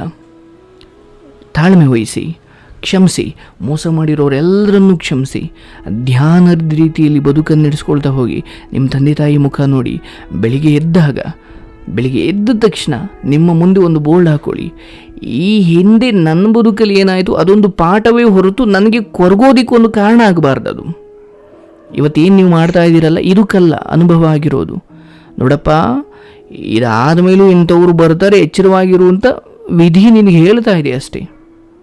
ನೀನು ನಿಜವಾಗಲೂ ಛಲವಂತನಾದರೆ, ನಿನ್ನ ತಂದೆ ತಾಯಿಗೆ ನೀನು ಬೆಲೆ ಕೊಡೋದಾದರೆ, ನಿನ್ನ ಬದುಕನ್ನೇ ಇತರರಂತೆ ಗೌರವಯುತವಾಗಿ ಕಟ್ಕೊಳ್ಬೇಕು ಅನ್ನೋದಾದರೆ ಇದನ್ನು ಬಿಡ್ತೀಯಾ? ಎಂಥ ಲಜ್ಜೆಗೆಟ್ಟವ್ರಿಗೆಲ್ಲ ನಾನು ಅಳ್ತಾ ಕೂರೋದಿಲ್ಲ ಅಂದುಕೊಂಡು ನಿನ್ನ ತಪ್ಪನ್ನು ಒಪ್ಪಿಕೊಂಡು ಮುಂದೆ ಆ ಥರ ಆಗದಂಗೆ ನೋಡ್ಕೊಳ್ತೀನಿ ಅಂತ ಎಚ್ಚರಿಕೆ ವಹಿಸಿ ನಿನ್ನ ಪ್ರಯಾಣವನ್ನು ಮುಂದುವರಿಸು. ನಾನು ಹೇಳ್ದೆ ಅಂತ ಅಲ್ಲ, ಇದು ನಿನಗೇ ಬರಬೇಕಾಗಿರೋ ವಿಚಾರ. ಯಾಕಂದರೆ ಇದು ನಿನ್ನ ಬದುಕು. ನೀನು ನಾನು ಹೇಳಿದ ಮೇಲೂ, ಯಾಕಂದರೆ ಕೆಲವೊಬ್ರು ಇರ್ತಾರೆ, ಅವ್ರಿಗೆ ಎಷ್ಟು ಹೇಳಿದ್ರು ಮತ್ತು ನಾಳೆ ಬೆಳಿಗ್ಗೆ ಅಳೋದಿಕ್ಕೆ ಅವ್ರ ಹತ್ರ ಅದೇ ಕಾರಣ ಇರುತ್ತೆ. ಛಲ ಇಲ್ಲದವನು ಅಥವಾ ತಪ್ಪಾಯಿತು ತಿದ್ದುಕೊಂಡು ನಿಯತ್ತಾಗಿ ಮುಂದೆ ಹೋಗ್ತೀನಿ ಅನ್ನೋ ಒಂದು ಸ್ಪಷ್ಟ ಛಲ ಹಠ ಇಲ್ಲದೆ ಹೋದವನು ಸತ್ತ ಶವಕ್ಕೆ ಸಮಾನ. ಈಗ ನೀನು ಶವ ಅಲ್ಲ, ನೀನು ಬದುಕಿದೆಯಾ, ನಿನಗೆ ತಂದೆ ತಾಯಿ ಇದ್ದಾರೆ, ನಿನಗೊಂದು ಇರೋಕ್ಕೂ ಮನೆ ಇದೆ, ಆ್ಯಂಡ್ ಎಷ್ಟು ಓದಿದ್ರು ಓದಿಸ್ಲಿಕ್ಕೆ ತಂದೆ ತಾಯಿ ಇದ್ದಾರೆ, ಪ್ರೀತಿ ಕೊಡ್ಲಿಕ್ಕೆ ತಂದೆ ತಾಯಿ ಇದ್ದಾರೆ. ಅವರು ಪ್ರೀತಿ ಮಂದಿ ಯಾವ ಪ್ರೀತಿ ಅಂದ್ರಿ? ಆ್ಯಂಡ್ ಮುಂದೆ ಯಾವತ್ತೋ ಒಂದು ದಿವಸ ಯೋಗ್ಯವಾದವರು ನಿನ್ನ ಬದುಕಲ್ಲಿ ಭಾಳ ಸಂಗಾತಿಯಾಗಿ ಬರಬೇಕು ಅಂದರೆ ಇವತ್ತು ನಿನ್ನ ಈ ಇತಿಹಾಸ ಕೆಟ್ಟದಾಗಿ ಬರ್ಕೊಳ್ಳೋದನ್ನು ಬಿಡಬೇಕು. ಯಾಕಂದರೆ ಮುಂದೆ ಯಾವತ್ತೋ ಒಂದು ಹೆಣ್ಣು ಬಂದಾಗ, ಅಯ್ಯೋ ಊರವ್ರು ಯಾರೋ ಹೇಳ್ತಾರೆ ಇವನು ಆ ಕಾಲದಲ್ಲಿ ಕಾಲೇಜ್ ಟೈಮಲ್ಲಿ ಎಷ್ಟೋ ಹುಡುಗಿರಿಂದ ಹಿಂದೆ ಬಿದ್ದು ಹಾಳಾಗಿದ್ದ ಅಂತ ಹೇಳಿದಾಗ ಅವ್ರು ಕೂಡ ನಿಮ್ಮ ಜೊತೆ ನೆಮ್ಮದಿಯಾಗಿರ್ಲಿಕ್ಕೆ ಸಾಧ್ಯನಾ? ಓಕೆ, ಬರೀ ಭವಿಷ್ಯ ನೋಡಿಕೊಂಡು ಇವತ್ತು ಸುಮ್ಮನಾಗಿ ಅಂತ ಅಲ್ಲ, ಇವತ್ತಿನ ನೆಮ್ಮದಿ. ಯಾಕಂದರೆ ನಾವು ಮದುವೆ ಆಗಿ ಏನೋ ನಾವು ಕನಸು ಕಾಣ್ಬೋದು ಅಷ್ಟೇ, ಬಟ್ ಯಾವಾಗ ಬೇಕಾದರೂ ಈ ಬದುಕು ನೀರ ಮೇಲಿನ ಗುಳ್ಳೆ ಪುಫ್ ಅಂದ್ಬಿಡುತ್ತೆ. ನಾಳೆಗೋಸ್ಕರ ಬದುಕೋದಲ್ಲ, ಇವತ್ತಿನ ದಿನ. ಅದೇ ಹೇಳ್ತಾರಲ್ಲ, yesterday is a history, tomorrow is a mystery, but today is only God gift. So please live it. That's we called present ಅಂತ. ಅಂದರೆ ನಿನ್ನೆ ಅದೊಂದು ಇತಿಹಾಸ. ನಾವಿವತ್ತು ನೀವು ಪಾಠದಲ್ಲೆಲ್ಲ ಓದ್ತಿರಲ್ವ ಇತಿಹಾಸ, ಆ ರಾಜ ಹಂಗಿದ್ದ ಹಿಂಗಿದ್ದ. ನಾಳೆ ಯಾರೋ ಬರ್ತಾನೆ ಅಂತ ಯಾರೂ ಬರೋದಿಲ್ಲ, ಬಟ್ ಎಲ್ಲ ಇರೋದನ್ನು ಆಗಿ ಹೋಗಿರೋದನ್ನು ಮಾತ್ರ ಓದ್ತಾ ಇದ್ದೀವಿ, ಹೌದಲ್ವಾ? ಅಂದರೆ ಅರ್ಥ ಮಾಡ್ಕೊಳ್ಳಿ, ನಮಗೆ ಪಾಠದಲ್ಲೂ ಕೂಡ ಒಂದು ಸಂದೇಶ ಕೊಡ್ತಾ ಇದ್ದಾರೆ. ನಾವು ಅಬ್ಬಬ್ಬ ಅಂದರೆ ನೆನ್ನೆದನ್ನು ಓದ್ಬೋದೇ ಹೊರತು ನಾಳೆದನ್ನು ಬಗ್ಗೆ ನಾವು ಯೋಚನೆ ಮಾಡಲಿಕ್ಕೂ ಸಾಧ್ಯ ಇಲ್ಲ. ಯಾಕಂದರೆ ಯಾರ್ದೋ ಒಂದು ಬರ್ತಡೇ ಅಂತ ದೊಡ್ಡ ಶಾಮಿಯಾನ ಹಾಕಿರ್ತಾರೆ, ಬಟ್ ಆ ಬರ್ತಡೇ ದಿನನೇ ಡೆತ್ ಡೇ ಆಗ್ಬೋದು ಕೆಲವೊಬ್ರದ್ದು, ಹೌದಲ್ವಾ? ಹಾಗಾಗಿ ನಾವೆಲ್ಲ ಶಾಲೆಯಲ್ಲಿ ಇತಿಹಾಸವನ್ನು ಓದ್ತಾ ಇದ್ದೀವಿ ಹೊರತು ಭವಿಷ್ಯವನ್ನು ಓದ್ತಾ ಇಲ್ಲ. ಅದೇ ಥರ ನಿಮ್ಮ ಬದುಕಲ್ಲಿ ಏನು ನಡೆದಿದೆ ಅದೊಂದು ಇತಿಹಾಸ, ಅದನ್ನು ನೀವು ಓದ್ಬೋದಷ್ಟೇ. ಅದರಿಂದ ಏನಾದರೂ ಕಲಿಯೋದಿದ್ರೆ ಕಲಿಬೋದಷ್ಟೇ. ಯಾಕಂದರೆ ಕೃಷ್ಣ ಹಿಂಗಿದ್ದ, ಸ್ವಾಮಿ ವಿವೇಕಾನಂದರು ಹಿಂಗಿದ್ರು, ಪರಮಹಂಸರು ಹಿಂಗಿದ್ರು, ಬುದ್ಧ ಭಗವಾನರು ಹಿಂಗಿದ್ರು, ಅವರಂತಹ ಬದುಕನ್ನು ಬದುಕಿ ಹೋದರು. ಗಾಂಧೀಜಿಯವರು ದೇಶಕ್ಕೆ ಅರ್ಪಿಸಿಕೊಂಡ್ರು. ಇವದನ್ನೆಲ್ಲ ನಾವು ಸ್ಫೂರ್ತಿಯಾಗಿ ತಗೊಳ್ಬೋದು. ಈಗ ನೀವು ಯೋಚನೆ ಮಾಡಿ, ನೀನು ಹೋಗಿದ್ದ ದಾರಿ ಎಂಥದ್ದೇನಾದರೂ ಇದೆಯಾ? ಇಂಥದ್ದೇನಾದರೂ ಸಾಧನೆ ಮಾಡುವಂಥದ್ದು, ದೇಶಕ್ಕೇನೋ ಕೊಡುವಂಥದ್ದು, ಅಟ್ಲೀಸ್ಟ್ ನಿನ್ನ ತಂದೆ ತಾಯಿ ತಲೆ ಎತ್ತೋ ಕೆಲಸ ಏನಾದರೂ ಮಾಡಿದೆಯೇನಪ್ಪ? ಇಲ್ಲ. ಬಿಡು. ಇಷ್ಟೆಲ್ಲ ನಡೆದ್ರು ಅವ್ರಿಗೆ ಗೊತ್ತಾಗೋದಿಲ್ಲ ಸರ್. ಅವ್ರ ಸಲುವಾಗಿ ಬದುಕ್ತೀಯಾ? ಆ್ಯಂಡ್ ನಿನಗೇನೇ ಗೊಂದಲ ಇದ್ರು ನನ್ನ ಜೊತೆ ಮಾತಾಡು. ಆದರೆ ಈ ಕಾರ್ಯಕ್ರಮವನ್ನು ಮತ್ತೆ ಇಯರ್ಫೋನ್ ಹಾಕ್ಕೊಂಡು ಮತ್ತೆ ನಾನು ನೀನು ಮಾತಾಡೋದನ್ನು ಕೇಳಿಸ್ಕೊ. ಆ್ಯಂಡ್ ಇನ್ನು ಎಷ್ಟೋ ಹೆಣ್ಮಕ್ಳು ಮಾತಾಡ್ತಾರೆ, ಗಂಡ್ಮಕ್ಳು ಅವ್ರ ಕಷ್ಟವನ್ನು ಕೇಳಿದಾಗ ಏನು ಅನಿಸುತ್ತಪ್ಪ ನಿನಗೆ? ಈ ಕಷ್ಟ ನೀನು ದೊಡ್ಡದಲ್ಲ ತಂದೆ. ಆ್ಯಂಡ್ ಇವಾಗ ನೀನಿನ್ನೂ ಬದುಕಿನ ಈ ಕಷ್ಟಗಳ ಸರಮಾಲೆಯ ಶುರುವಿನಲ್ಲಿದ್ದೀಯಾ. ಇನ್ನೂ ನೋಡಬೇಕಾರದು ಭಾಳಷ್ಟಿದೆ, ಹೌದಲ್ವಾ?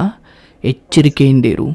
ಜೀವನ ಭಗವಂತ ಕೊಟ್ಟಿರೋ ಒಂದು ಗ್ಲಾಸು, ಒಂದು ಪರಿಶುದ್ಧವಾದ ಶುದ್ಧವಾದ ಗ್ಲಾಸು.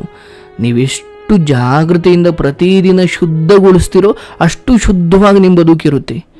ಬಟ್ ಅದ್ರ ಮೇಲೆ ಕೊಳೆ ಕಟ್ಕೊಳ್ಳಿಕ್ಕೆ ಬಿಟ್ಟು ಬೇಡವಾದದ್ದನ್ನೆಲ್ಲ ತುಂಬಿಕೊಂಡು ಒಮ್ಮೆ ಅದು ಹೊಡೆದೋಯ್ತು ಅಂದರೆ ಯಾಕಂದರೆ ಮನುಷ್ಯ ಹುಟ್ಟಿದಾಗಲೇ ಕಿವಿ ಚೆನ್ನಾಗಿದ್ದು, ಕಣ್ಣು ಚೆನ್ನಾಗಿದ್ದು, ಎಲ್ಲವೂ ಚೆನ್ನಾಗಿದ್ದು ಬಂದರೆ ಓಕೆ. ಬಟ್ ಇಲ್ಲಿ ಬಂದುಬಿಟ್ಟು ಕಾಲು ಕಳ್ಕೊಂಡಾದ್ಮೇಲೆ ನೀನು ಕಾಲು ಥರ ಇನ್ನೇನು ಹಾಕ್ಬೋದು, ಬಟ್ ದೇವರು ಕೊಟ್ಟ ಕಾಲು ಥರ ಇರೋದಿಲ್ಲ, ಹೌದಲ್ವಾ? ಕಣ್ಣಿನ ಥರ ಕಣ್ಣು ಕಾಣಲಿಕ್ಕೆ ಇನ್ನೇನೋ ನೀನು ಹಾಕ್ಬೋದು, ಬಟ್ ದೇವರು ಕೊಟ್ಟ ದೈವದತ್ತವಾಗಿ ಬಂದ ಕಣ್ಣು, ಕಿವಿ, ಕಾಲು ಕೃತಕವಾದದ್ದು ಅಂತಹ ಶಕ್ತಿ ಕೊಡೋದಿಲ್ಲ. ಅದೇ ಥರ ನೀನು ಏನನ್ನೂ ಕಳ್ಕೊಂಡಿಲ್ಲ, ಬಟ್ ಏನನ್ನೂ ಕಳ್ಕೊಂಡು ಆಮೇಲೆ ಕೃತಕವಾಗಿ ಏನೋ ಜೋಡಿಸ್ಕೊಳ್ಳೋದಕ್ಕಿಂತ ಇರೋದನ್ನು ಉಳಿಸ್ಕೋ ತಂದೆ. ಓಕೆ, ಒಳ್ಳೆ ಆರೋಗ್ಯ ಇದೆ, ತಂದೆ ತಾಯಿ ಇದ್ದಾರೆ, ಬಿಡು. ಆ ಹುಡುಗಿ ನಿನ್ನ ಬದುಕಲ್ಲಿ ಬಂದಂತಹ ಒಂದು ಒಳ್ಳೆಯ ಅಧ್ಯಾಯ, ಕೆಟ್ಟದು ಅಂತ ಹೇಳಲ್ಲ. ಯಾಕಂದರೆ ಈ ಹುಡುಗಿ ಹಿಂಗೆ ಮಾಡದೆ ಹೋಗಿದ್ರೆ ಮುಂದೆ ನೀನೆಲ್ಲೋ ಎಡುತ್ತಾ ಇದ್ದೆ ಏನು. ಆಕೆ ಇನ್ನೆಲ್ಲೋ ಹೋಗಲಿ, ಯಾರ ಬದುಕನ್ನು ಹಾಳು ಮಾಡ್ತಾರೆ ಅದು ಅವರವ್ರ ಹಣೆ ಅನುಭವಿಸ್ಕೊಳ್ತಾರೆ. ಆ್ಯಂಡ್ ಅಲ್ಲಿರೋ ಯಾವುದೋ ಹುಡುಗ ನಿನ್ನಷ್ಟೇ ದಡ್ಡನಾಗಿರ್ತಾನೆ ಅಂತ ಅಂದ್ಕೊಳ್ಬೇಡಪ್ಪ, ಆತ ಬುದ್ಧಿವಂತನಾಗಿರ್ಬೋದು, ಹೌದಲ್ವಾ? ಈಗ ನೀನು ನಿನ್ನ ಬದುಕನ್ನು ನೋಡ್ಕೊಳ್ಳೋ ಸಮಯ, ರೈಟ್? Don't worry. ಈ ಕಾರ್ಯಕ್ರಮ ನೀನು ಪದೇ ಪದೇ ನೋಡ್ತಾ ಇರು. ಆ್ಯಂಡ್ ಈ ಕಾರ್ಯಕ್ರಮ ಅಂತಲ್ಲ, ಈ ರೀತಿ ವಿಚಾರಗಳನ್ನು, ಯಾಕಂದರೆ ನಿನ್ನನ್ನು ಇದರಿಂದ ಆಚೆ ತರಬೇಕು. ನೋಡಿ, ಮೊನ್ನೆ ನನಗೆ ಯಾರೋ ಫೋನ್ ಮಾಡಿದರು, ನಿನ್ನೆ ಏನು ನಮ್ಮ ರಾಜ್ಯದ ಮಾಜಿ ಮುಖ್ಯಮಂತ್ರಿಯ ಮೊಮ್ಮಗಳೊಬ್ಬರು ನೇಣಾಕೊಂಡು ಸತ್ತು ಹೋಗಿದ್ದಾರೆ ಅಂತ.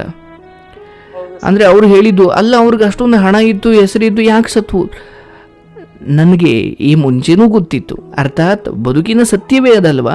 ನಿನ್ನ ಹಣ, ನಿನ್ನ ಇನ್ಫ್ಲೂಯೆನ್ಸು, ನಿನ್ನ ಅಧಿಕಾರ, ಮನಸ್ಸಿನ ಭಾವನೆ ಒಮ್ಮೆ ಮನಸ್ಸು ಹೊಡೆದೋದ್ರೆ, ಅಥವಾ ಬೇರೆ ಯಾವುದೋ ಒಂದು ವಿಚಾರ ಮನುಷ್ಯ ಕೊಟ್ಟಿರೋ ಈ ಮನಸ್ಸಿಗೂ ನಿನ್ನ ಈ ಹಣ, ಅಧಿಕಾರ ಇದು ಯಾವುದಕ್ಕೂ ಸಂಬಂಧ ಇಲ್ಲಪ್ಪ. ಮನುಷ್ಯನನ್ನು ಬದುಕಿಸುವುದು ನಿನ್ನ ಹಣ, ಆಸ್ತಿ, ಅಧಿಕಾರ ಅಲ್ಲ.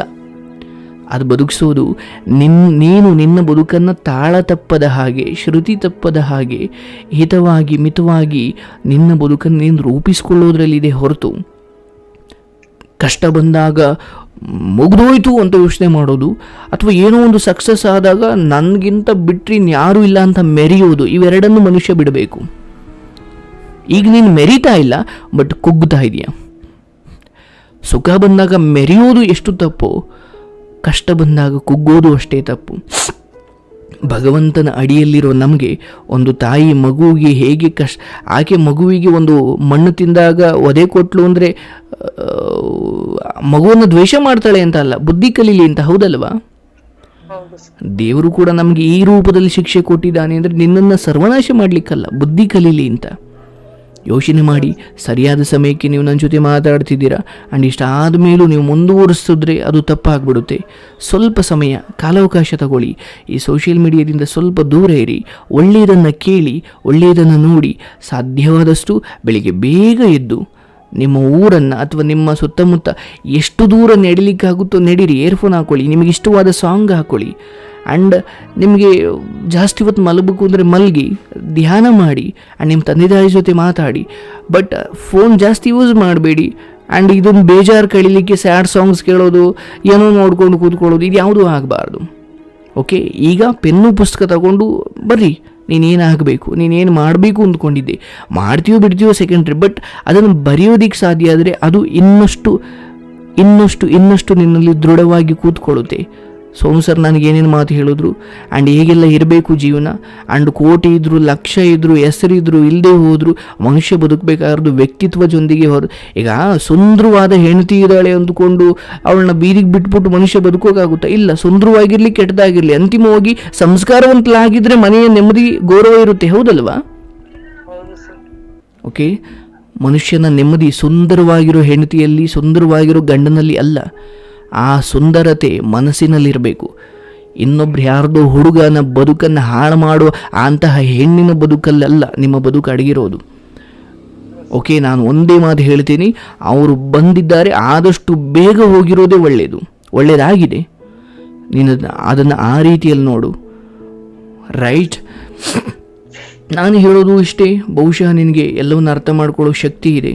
ಆ್ಯಂಡ್ ಕಡೆಯದಾಗ ಒಂದೇ ಮಾತು ಹೇಳೋದಾದರೆ, ನಾವು ಒಂದು ಕಷ್ಟದ ಪರಿಸ್ಥಿತಿಯನ್ನು ಒಂದೇ ದೃಷ್ಟಿಯಲ್ಲಿ ಅಥವಾ ಏಕಮುಖವಾಗಿ ನೋಡೋದ್ರಿಂದ ಬದುಕು ಹಾಳಾಗ್ಬೋದು. ಬೇರೆ ದೃಷ್ಟಿಯಲ್ಲಿ ನೋಡಿ, ಅದು ಯಾವ ದೃಷ್ಟಿ ಅಂದರೆ, ಅಯ್ಯೋ ಇವಳು ಬಂದು ನನ್ನ ಬದುಕು ಹಾಳು ಮಾಡಿಬಿಟ್ಲು ಅನ್ನೋದಕ್ಕಿಂತ, ಸರಿ ಆಯಿತು ಈಗಲೂ ನನಗೆ ತಿದ್ಕೊಳ್ಳೋಕೆ ಅವಕಾಶ ಇದೆ, ನನಗೆ 60 ವರ್ಷ ಆಗಿಲ್ಲ, ಇನ್ನೇನು ಸಾಯೋ ಹಂತಕ್ಕೆ ಬಂದು ನಿಂತಿಲ್ಲ, ಈಗ ತಿದ್ದುಕೊಂಡ್ರೂ ನೀನು ಎಷ್ಟೋ ಅನಾಹುತಗಳಿಂದ ಪಾರಾಗಬಹುದು, ಅಥವಾ ನೀನು ಇನ್ನೂ ಏನೋ ಮಾಡ್ಬೋದು. ಓಕೆ, ಒಬ್ಬ ತಂದೆ ವರ್ಕ್ ಫ್ರಮ್ ಹೋಮ್ ಕೆಲಸ ಮಾಡ್ತಾ ಇದ್ದ, ಅವನಿಗೊಬ್ಬ ಪುಟ್ಟ ಮಗ ಇದ್ದ, ಅವನು ಭಾಳ ತೀಟೆ. ಸೊ ವರ್ಕ್ ಫ್ರಮ್ ಹೋಮ್ ಕೆಲಸ ಮಾಡಲಿಕ್ಕೆ ಬಿಡ್ತಿರಲಿಲ್ಲ, ಏನೋ ಬಂದು ಲ್ಯಾಪ್ಟಾಪ್ ಅದು ಮಾಡು ಏನೇನೋ ತೀಟೆ ಮಾಡ್ತಾ ಇದ್ದ. ಆ ತಂದೆ ಏನು ಮಾಡ್ದ ಅಂದರೆ, ಈ ವರ್ಲ್ಡ್ ಮ್ಯಾಪ್ ಇರುತ್ತಲ್ವ, ಆ ವರ್ಲ್ಡ್ ಮ್ಯಾಪನ್ನು ಚೂರು ಮಾಡಿಬಿಟ್ಟು, ಇದನ್ನು ವರ್ಲ್ಡ್ ಮ್ಯಾಪ್ ಹೇಗಿರುತ್ತೋ ಹಾಗೆ ಜೋಡಿಸು ಅಂದ್ಕೊಂಡು ಒಂದು ವರ್ಲ್ಡ್ ಮ್ಯಾಪು ಮತ್ತು ಪುಡಿ ಆಗಿರೋ ವರ್ಲ್ಡ್ ಮ್ಯಾಪು ಅವನ ಮಗನಿಗೆ ಕೊಟ್ಟು ಇದನ್ನು ಮಾಡಿ, ಯಾಕಂದರೆ ಈ ಕೆಲಸ ಕೊಡೋ ಮೂಲಕನಾದರೂ ನಾನು ಕೆಲಸವನ್ನು ನೆಮ್ಮದಿಯಾಗಿ ಮಾಡ್ಬೋದು ಅಂತ ಆ ತಂದೆ. ಸೊ ತಂದೆ ಅಂದ್ಕೊಂಡ, ಈ ವರ್ಲ್ಡ್ ಮ್ಯಾಪ್ ಜೋಡಿಸೋಷ್ಟೊತ್ತಿಗೆ ಇವನಿಗೆ ಇಡೀ ದಿನ ಬೇಕಾಗುತ್ತೆ, ನಾನು ಹೆಂಗೋ ನೆಮ್ಮದಿಯಾಗಿ ಕೆಲಸ ಮಾಡ್ಬೋದು ಅಂತ. ಆ ಮಗನಿಗೆ ಆ ವರ್ಲ್ಡ್ ಮ್ಯಾಪ್ ಚೂರುಗಳನ್ನು ಮತ್ತು ಇನ್ನೊಂದು ಒಳ್ಳೆ ವರ್ಲ್ಡ್ ಮ್ಯಾಪನ್ನು ಕೊಟ್ಟು, ಇದನ್ನು ಹೇಗಿದೆಯೋ ಹೀಗೆ ಜೋಡಿಸು ಅಂತ ಹೇಳಿ ಕೊಟ್ಟು ಕೂರಿಸ್ದ. ಮಗನೂ ಕೂಡ ಸರಿ ಆಯಿತು ಡ್ಯಾಡಿ ಅಂತ, ಯಾಕಂದರೆ ಒಂದು 10 ವರ್ಷ ಒಂದು ತುಂಟಾಟದ ಹುಡುಗ. ಒಂದು 5 ನಿಮಿಷ ಆಗಿಲ್ಲ ಅಷ್ಟೊತ್ತಿಗೆ ಆಲ್ರೆಡಿ ರೆಡಿ ಆ ಡ್ಯಾಡಿ ಅಂದ್ಕೊಂಡು ಬಂದ ಅವನು. ಇವನಿಗೆ ಶಾಕು, ಅಲ್ಲ ವರ್ಲ್ಡ್ ಮ್ಯಾಪ್ ಯಾವ ದೇಶ ಎಲ್ಲಿ ನಮಗೆ ಎಷ್ಟೋ ಸಾರಿ ಗೊತ್ತಾಗಲ್ಲ, ಇವನು ಹೆಂಗೆ ಜೋಡಿಸ್ಲಿಕ್ಕೆ ಸಾಧ್ಯ, ಅದು ಹೆಂಗೆ ಅಂತ ಅವನನ್ನು ಕೇಳ್ತಾನೆ. ಡ್ಯಾಡಿ, ಆ ವರ್ಲ್ಡ್ ಮ್ಯಾಪ್ ಯಾವ್ದು ಚೂರನ್ನು ನೀವು ಹರಿದಿದ್ರಲ್ಲ, ಆ ಚೂರು ನಿಮಗೆ ವರ್ಲ್ಡ್ ಮ್ಯಾಪ್ ಮಾತ್ರ ಕಾಣ್ತು, ಬಟ್ ಅದ್ರ ಹಿಂದೆ ನನಗೆ ಇಷ್ಟವಾದ ಒಂದು ಒಳ್ಳೆ ಕಾರ್ಟೂನ್ ಚಿತ್ರ ಇತ್ತು, ನಾನು ಆ ಕಾರ್ಟೂನನ್ನು ಸರಿಯಾಗಿ ಜೋಡಿಸ್ದೆ, ಆಟೋಮೆಟಿಕಲಿ ವರ್ಲ್ಡ್ ಮ್ಯಾಪ್ ಸರಿ ಹೋಯ್ತು, ಹೌದಲ್ವಾ? ನಾವು ವರ್ಲ್ಡ್ ಮ್ಯಾಪನ್ನೇ ಚೂರು ನೋಡ್ಕೊಂಡು ಕೂತ್ಕೊಳ್ಳೋದಕ್ಕಿಂತ ನಮ್ಗೆ ಇಷ್ಟ ಆಗಿರೋದು ಇನ್ನೊಂದು, ಅಂದರೆ ಅದರ ಇನ್ನೊಂದು ಭಾಗ ಇದೆ, ನಾವು ಅದೊಂದು ಸರಿ ಮಾಡಿದ್ರೆ ಸಾಕು, ಇದು ಆಟೋಮೆಟಿಕಲಿ ಸರಿ ಹೋಗುತ್ತೆ. ಜೀವನ ಇರೋದು ಹೀಗೆ, ನೀವು ಇಲ್ಲಿ ಇನ್ನೇನನ್ನೋ ಆಗದೇ ಇರೋದನ್ನು ಸರಿ ಮಾಡ್ಕೊಂಡು ಕೂತ್ಕೊಳ್ಳೋದಕ್ಕಿಂತ, ಬಟ್ ನಿಮ್ಮನ್ನು ನೀವು ಕೆಲವು ರೀತಿಯಲ್ಲಿ ಸರಿ ಮಾಡ್ಕೊಳ್ಳೋದ್ರಿಂದ ಆಟೋಮೆಟಿಕಲಿ ಇದು ಸರಿ ಹೋಗುತ್ತೆ. ಆ ಮಗು ಹೇಗೆ ಬುದ್ಧಿವಂತಿಕೆಯಿಂದ ವರ್ಲ್ಡ್ ಮ್ಯಾಪ್ ಚೂರುಗಳನ್ನು ನೋಡ್ಕೊಂಡು ತಲೆ ಕೆಡಿಸ್ಕೊಂಡು ಕೂತ್ಕೊಳ್ಳಿಲ್ಲ, ಅದರ ಹಿಂದೆ ಆ ಕಾರ್ಟೂನ್, ಅದಕ್ಕೆ ಇಷ್ಟವಾಗಿರೋ ಒಂದು ಬೊಂಬೆ ಇತ್ತು, ಅದನ್ನು ಸರಿಯಾದ ರೀತಿಯಲ್ಲಿ ಚೂರುಗಳನ್ನೆಲ್ಲ ಜೋಡಿಸ್ತು, ಆ ಬೊಂಬೆನೂ ಸರಿ ಆಯಿತು, ಆ ವರ್ಲ್ಡ್ ಮ್ಯಾಪು ಸರಿ ಹೋಯಿತು. ಸೊ ಈಗ ನೀವು ನೋಡ್ತಾ ಇರೋ ದೃಷ್ಟಿ ಒಂದೇ ಇದೆ, ಬಟ್ ಇದನ್ನು ಬೇರೆ ರೀತಿಯಲ್ಲಿ ನೋಡಿ, ನೀವು ಆ ಬೊಂಬೆಯನ್ನು ಜೋಡಿಸಿ ನಿಮ್ಮನ್ನು ನೀವು ಸ್ವಲ್ಪ ಸರಿ ಮಾಡಿಕೊಳ್ಳಿ, ಆಟೋಮೆಟಿಕಲಿ ಹೇಗೆ ಆ ವರ್ಲ್ಡ್ ಮ್ಯಾಪ್ ಸರಿ ಆಯಿತು ಅದೇ ಥರ ನಿಮ್ಮ ಬದುಕು ಸರಿ ಹೋಗುತ್ತೆ. ಸೊ ಪ್ಲೀಸ್ ಇದನ್ನು ತುಂಬ ಯೋಚನೆ ಮಾಡೋದು ಬಿಡಿ. ಆ್ಯಂಡ್ ನಿನ್ನಂತಹ ಯುವ ಶಕ್ತಿ ಇದಕ್ಕೆ ಸಮಯ ಕೊಡಬಾರ್ದು. ಓಕೆ, ಈ ದೇಶದ ಉದ್ಧಾರ ಹೇಗೆ ಯುವ ಶಕ್ತಿಯ ಯೋಚನೆಯಲ್ಲಿ ಅಡಗಿದೆಯೋ, ನಿನ್ನ ಮನೆಯ ಉದ್ಧಾರ ಕೂಡ ಯುವಕನಾಗಿ ಅಥವಾ ಮನೆಯ ಮಗನಾಗಿ ನಿನ್ನ ಯೋಚನೆಗಳಿಂದ ಉದ್ಧಾರ ಅಥವಾ ಅವನತಿ, ಇದರಿಂದ ನಿಮ್ಮ ಮನೆ. ಹೀಗೆ ಯೋಚನೆ ಮಾಡೋದ್ರಿಂದ ಖಂಡಿತ ನಿಮ್ಮ ತಂದೆ ತಾಯಿ ಯಾರೂ ನೆಮ್ಮದಿಯಾಗಿರೋಕ್ಕಾಗಲ್ಲ. ರೈಟ್, ನಾನು ಇಷ್ಟೂ ಸಮಯವನ್ನು ಕೊಟ್ಟಿರೋದು ವ್ಯರ್ಥ ಆಗೋದು ಬೇಡ. ಆಚೆ ಬಂದಿದೆಯಾ, ಇನ್ನೇನೋ ಬರಬೇಕು, ಇಲ್ಲ ನೀನು ಬಂದಿದೀಯಾ, ಆದರೆ ನೀನು ಬಳಸ್ತಾ ಇರೋ ಫೋನ್ ನಿನಗೆ ಮತ್ತೆ ನೆನಪು ಮಾಡಿ ಮತ್ತೆ ಅಳೋ ಥರ ಮಾಡಬಾರ್ದು. ಸೈಡಿಗೆ ಬಿಸಾಕು, ಕೈಲಿ ಪುಸ್ತಕ ಇಡಿ, ಅಥವಾ ಓಡಾಡು. ರಾತ್ರಿ ನಿದ್ದೆ ಬರಲಿಲ್ವಾ, ಓಡಾಡು, ಮನೆ ಮುಂದೆ ಹೋಗಿ ಓಡಾಡು, ಏನೋ ಸಾಂಗ್ ಬರಿ, ಏನೋ ಓದು, ಹುಚ್ಚುಂತಾರೆ ಏನೋ ಮಾಡು. ಆದರೆ ಏನೋ ಮಾಡ್ತೀಯಲ್ಲ ಅದು ನಿನ್ನನ್ನು ಕಾಪಾಡುತ್ತೆ. ಬಟ್ ಯಾವುದೋ ಮಾಡಬಾರ್ದು ಯೋಚನೆ ಮಾಡಿಕೊಂಡು ಏನು ನಿನಗೆ ಅದು ಕೋಟಿ ರೂಪಾಯಿ ಅಥವಾ ಏನೋ ತಂದು ಕೊಡುತ್ತೆ ಅನ್ನೋ ಥರ ಈಗ ಹೆಂಗಾಗ್ಬಿಡುತ್ತೆ ಅಂದರೆ, ಕೆಲವೊಮ್ಮೆ ಊರ ಕಡೆ ಎಮ್ಮೆಗಳನ್ನು ಇವನು ಎಳಿತಾ ಇರ್ತಾನೆ, ಅದು ಬರ್ತಾ ಇರೋದಿಲ್ಲ, ಹೌದಲ್ವಾ? ಎಮ್ಮೆ ಹಗ್ಗ ಇವನು ಬಾ ಅಂತ ಎಳಿತಾನೆ, ಆ ಎಮ್ಮೆ ಬರ್ತಾ ಇರೋದಿಲ್ಲ. ಒಮ್ಮೆ ಬುದ್ಧ ಭಗವಾನರು ಶಿಷ್ಯರು ನಡ್ಕೊಂಡು ಹೋಗ್ತಾ ಇರ್ತಾರೆ, ಅಲ್ಲಿ ಯಾರೋ ಒಬ್ಬ ಎಮ್ಮೆಯನ್ನು ಎಳಿತಾ ಇರ್ತಾನೆ, ಅದು ಹಿಂದಕ್ಕೆ ಇಳಿಯುತ್ತೆ, ಇವನು ಇತ್ತಾಗಿ ಎಳಿತಾನೆ. ಎಮ್ಮೆ ತೂಕ ನನಗಿಂತ 10-5 ತೂಕ ಇರುತ್ತೆ, ಅದು ಹೆಚ್ಚು ಕಡಿಮೆ. ಇವನು ಹಿಂಗೆ ಇಳಿತಾನೆ, ಅದು ಹೆಂಗೆ ಇಳಿತೆ. ಶಿಷ್ಯರಿಗೆ ಬುದ್ಧ ಹೇಳ್ತಾನೆ, ಹೋಗಿ ಆ ಎಮ್ಮೆ ಮತ್ತು ಆ ವ್ಯಕ್ತಿ ಯಾರು ಎಳಿತಾ ಇದ್ದಾನಲ್ಲ ಅವನ ಮಧ್ಯೆ ಇರೋ ಆ ಹಗ್ಗವನ್ನು ಕಟ್ ಮಾಡಿ ಅಂತ ಹೇಳ್ತಾನೆ. ಇವರು ಹೋಗಿ ಆ ಹಗ್ಗವನ್ನು ಕಟ್ ಮಾಡ್ತಾರೆ, ಎಮ್ಮೆ ಎದ್ನೋ ಬಿದ್ನೋ ಅಂತ ದೌಡು ಓಡುತ್ತೆ. ಆಗ ಆ ವ್ಯಕ್ತಿ ಸುಮ್ಮನೆ ಆಗಲ್ಲ, ಬುದ್ಧನಿಗೆ ಇವರೆಲ್ಲರಿಗೂ ಬೈಕೊಂಡು ನನ್ನ ಎಮ್ಮೆ ಅಂತ ಎಮ್ಮೆ ಹಿಂದೆನೇ ಓಡ್ತಾನೆ ಇವನು. ಆಗ ಶಿಷ್ಯರು ಕೇಳ್ತಾರೆ, ಇಲ್ಲಿ ಏನಾದರೂ ಹೇಳೋ ವಿಚಾರ ಇದೆಯಾ ಗುರುಗಳೇ ಅಂತ. ಆಗ ಬುದ್ಧ ಹೇಳ್ತಾನೆ, ನೋಡಿ, ಮನುಷ್ಯನು ಕೂಡ ಇದೇ ಕಾಯಿಲೆಯಿಂದ ನರಳುತ್ತಾ ಇದ್ದಾನೆ. ಆ ಎಮ್ಮೆ ಇದೆಯಲ್ಲ, ಅದು ಮನುಷ್ಯನ ಹಳೆಯ ನೆನಪುಗಳು, ಕೆಟ್ಟ ನೆನಪುಗಳು. ಇಲ್ಲ ನನ್ನನ್ನು ಬಿಡಿ ಅಂತ ಕೆಟ್ಟ ನೆನಪು ಹೇಳುತ್ತೆ. ಇಲ್ಲ ಬಾ ಬಾ ಅಂತ ಇವರು ಸ್ಯಾಡಿಸ್ಟ್ಗಳಾಗಿ ಎಳ್ಕೊಂಡು ಹೋಯ್ತಾ ಇರ್ತಾರೆ. ಅರ್ಥ ಆಯ್ತಲ್ಲ? ನೀನೀಗ ಆ ಹಗ್ಗವನ್ನು ಕಟ್ ಮಾಡಬೇಕು, ಅದ್ರ ಪಾಡಿಗೆ ಅದನ್ನು ಬಿಡಬೇಕು, ನೀನು ಈ ಕಡೆ ಹೋಗ್ಬೇಕು ಹೊರತು ಆ ಎಮ್ಮೆ ಜೊತೆ ನೀನು ಓಡೋ ದಡ್ತನ ಮಾಡಬೇಡಪ್ಪ. ಆ ಹಗ್ಗ ಕಟ್ ಮಾಡೋದು ನಿನ್ನ ಕೈಲೇ ಇದೆ. ಇಲ್ಲಿ ಯಾರೋ ಬುದ್ಧನ ಶಿಷ್ಯಂದಿರು ಬರಲ್ಲ. ಕಟ್ ಮಾಡು. ಆ್ಯಂಡ್ ನನ್ನ ಕೈಲಾದಷ್ಟು ಮಟ್ಟಿಗೆ ನಾನು ಸಹಾಯ ಮಾಡಿದ್ದೀನಿ. ಆ್ಯಂಡ್ ನಾನೇನೋ ಮಾಡಿದ್ದೀನಿ ಅಂತಲ್ಲ, ನಿನ್ನಂತಹ ಮುಗ್ಧರು ಅಥವಾ ಸದುದ್ದೇಶ ಇಟ್ಕೊಂಡವರು ಇಲ್ಲಿ ಮೋಸ ಹೋಗಿ ಬದುಕನ್ನು ಹಾಳು ಮಾಡಿಕೊಡೋದು ನನಗಿಷ್ಟ ಇಲ್ಲ. ನೀನು ಮನಸ್ಸು ಮಾಡು. ನಂತರ ನೀನು 4 ಜನಕ್ಕೆ ಹೇಳುವಷ್ಟು ಆಗಬೇಕು. ನಿನ್ನ ತಂದೆ ತಾಯಿ ನಿನ್ನ ಸಲುವಾಗಿ ತಲೆ ಎತ್ತಿ ಓಡಾಡಬೇಕೆ ಹೊರತು ತಲೆ ಬಾಗಿಸಬಾರ್ದು. ರೈಟ್? ಒಳ್ಳೆಯದಾಗಲಿ. ಆ್ಯಂಡ್ ಏನಾದರೂ ಹೇಳೋದಿದೆಯಪ್ಪ ಕಡೆಯಲ್ಲಿ?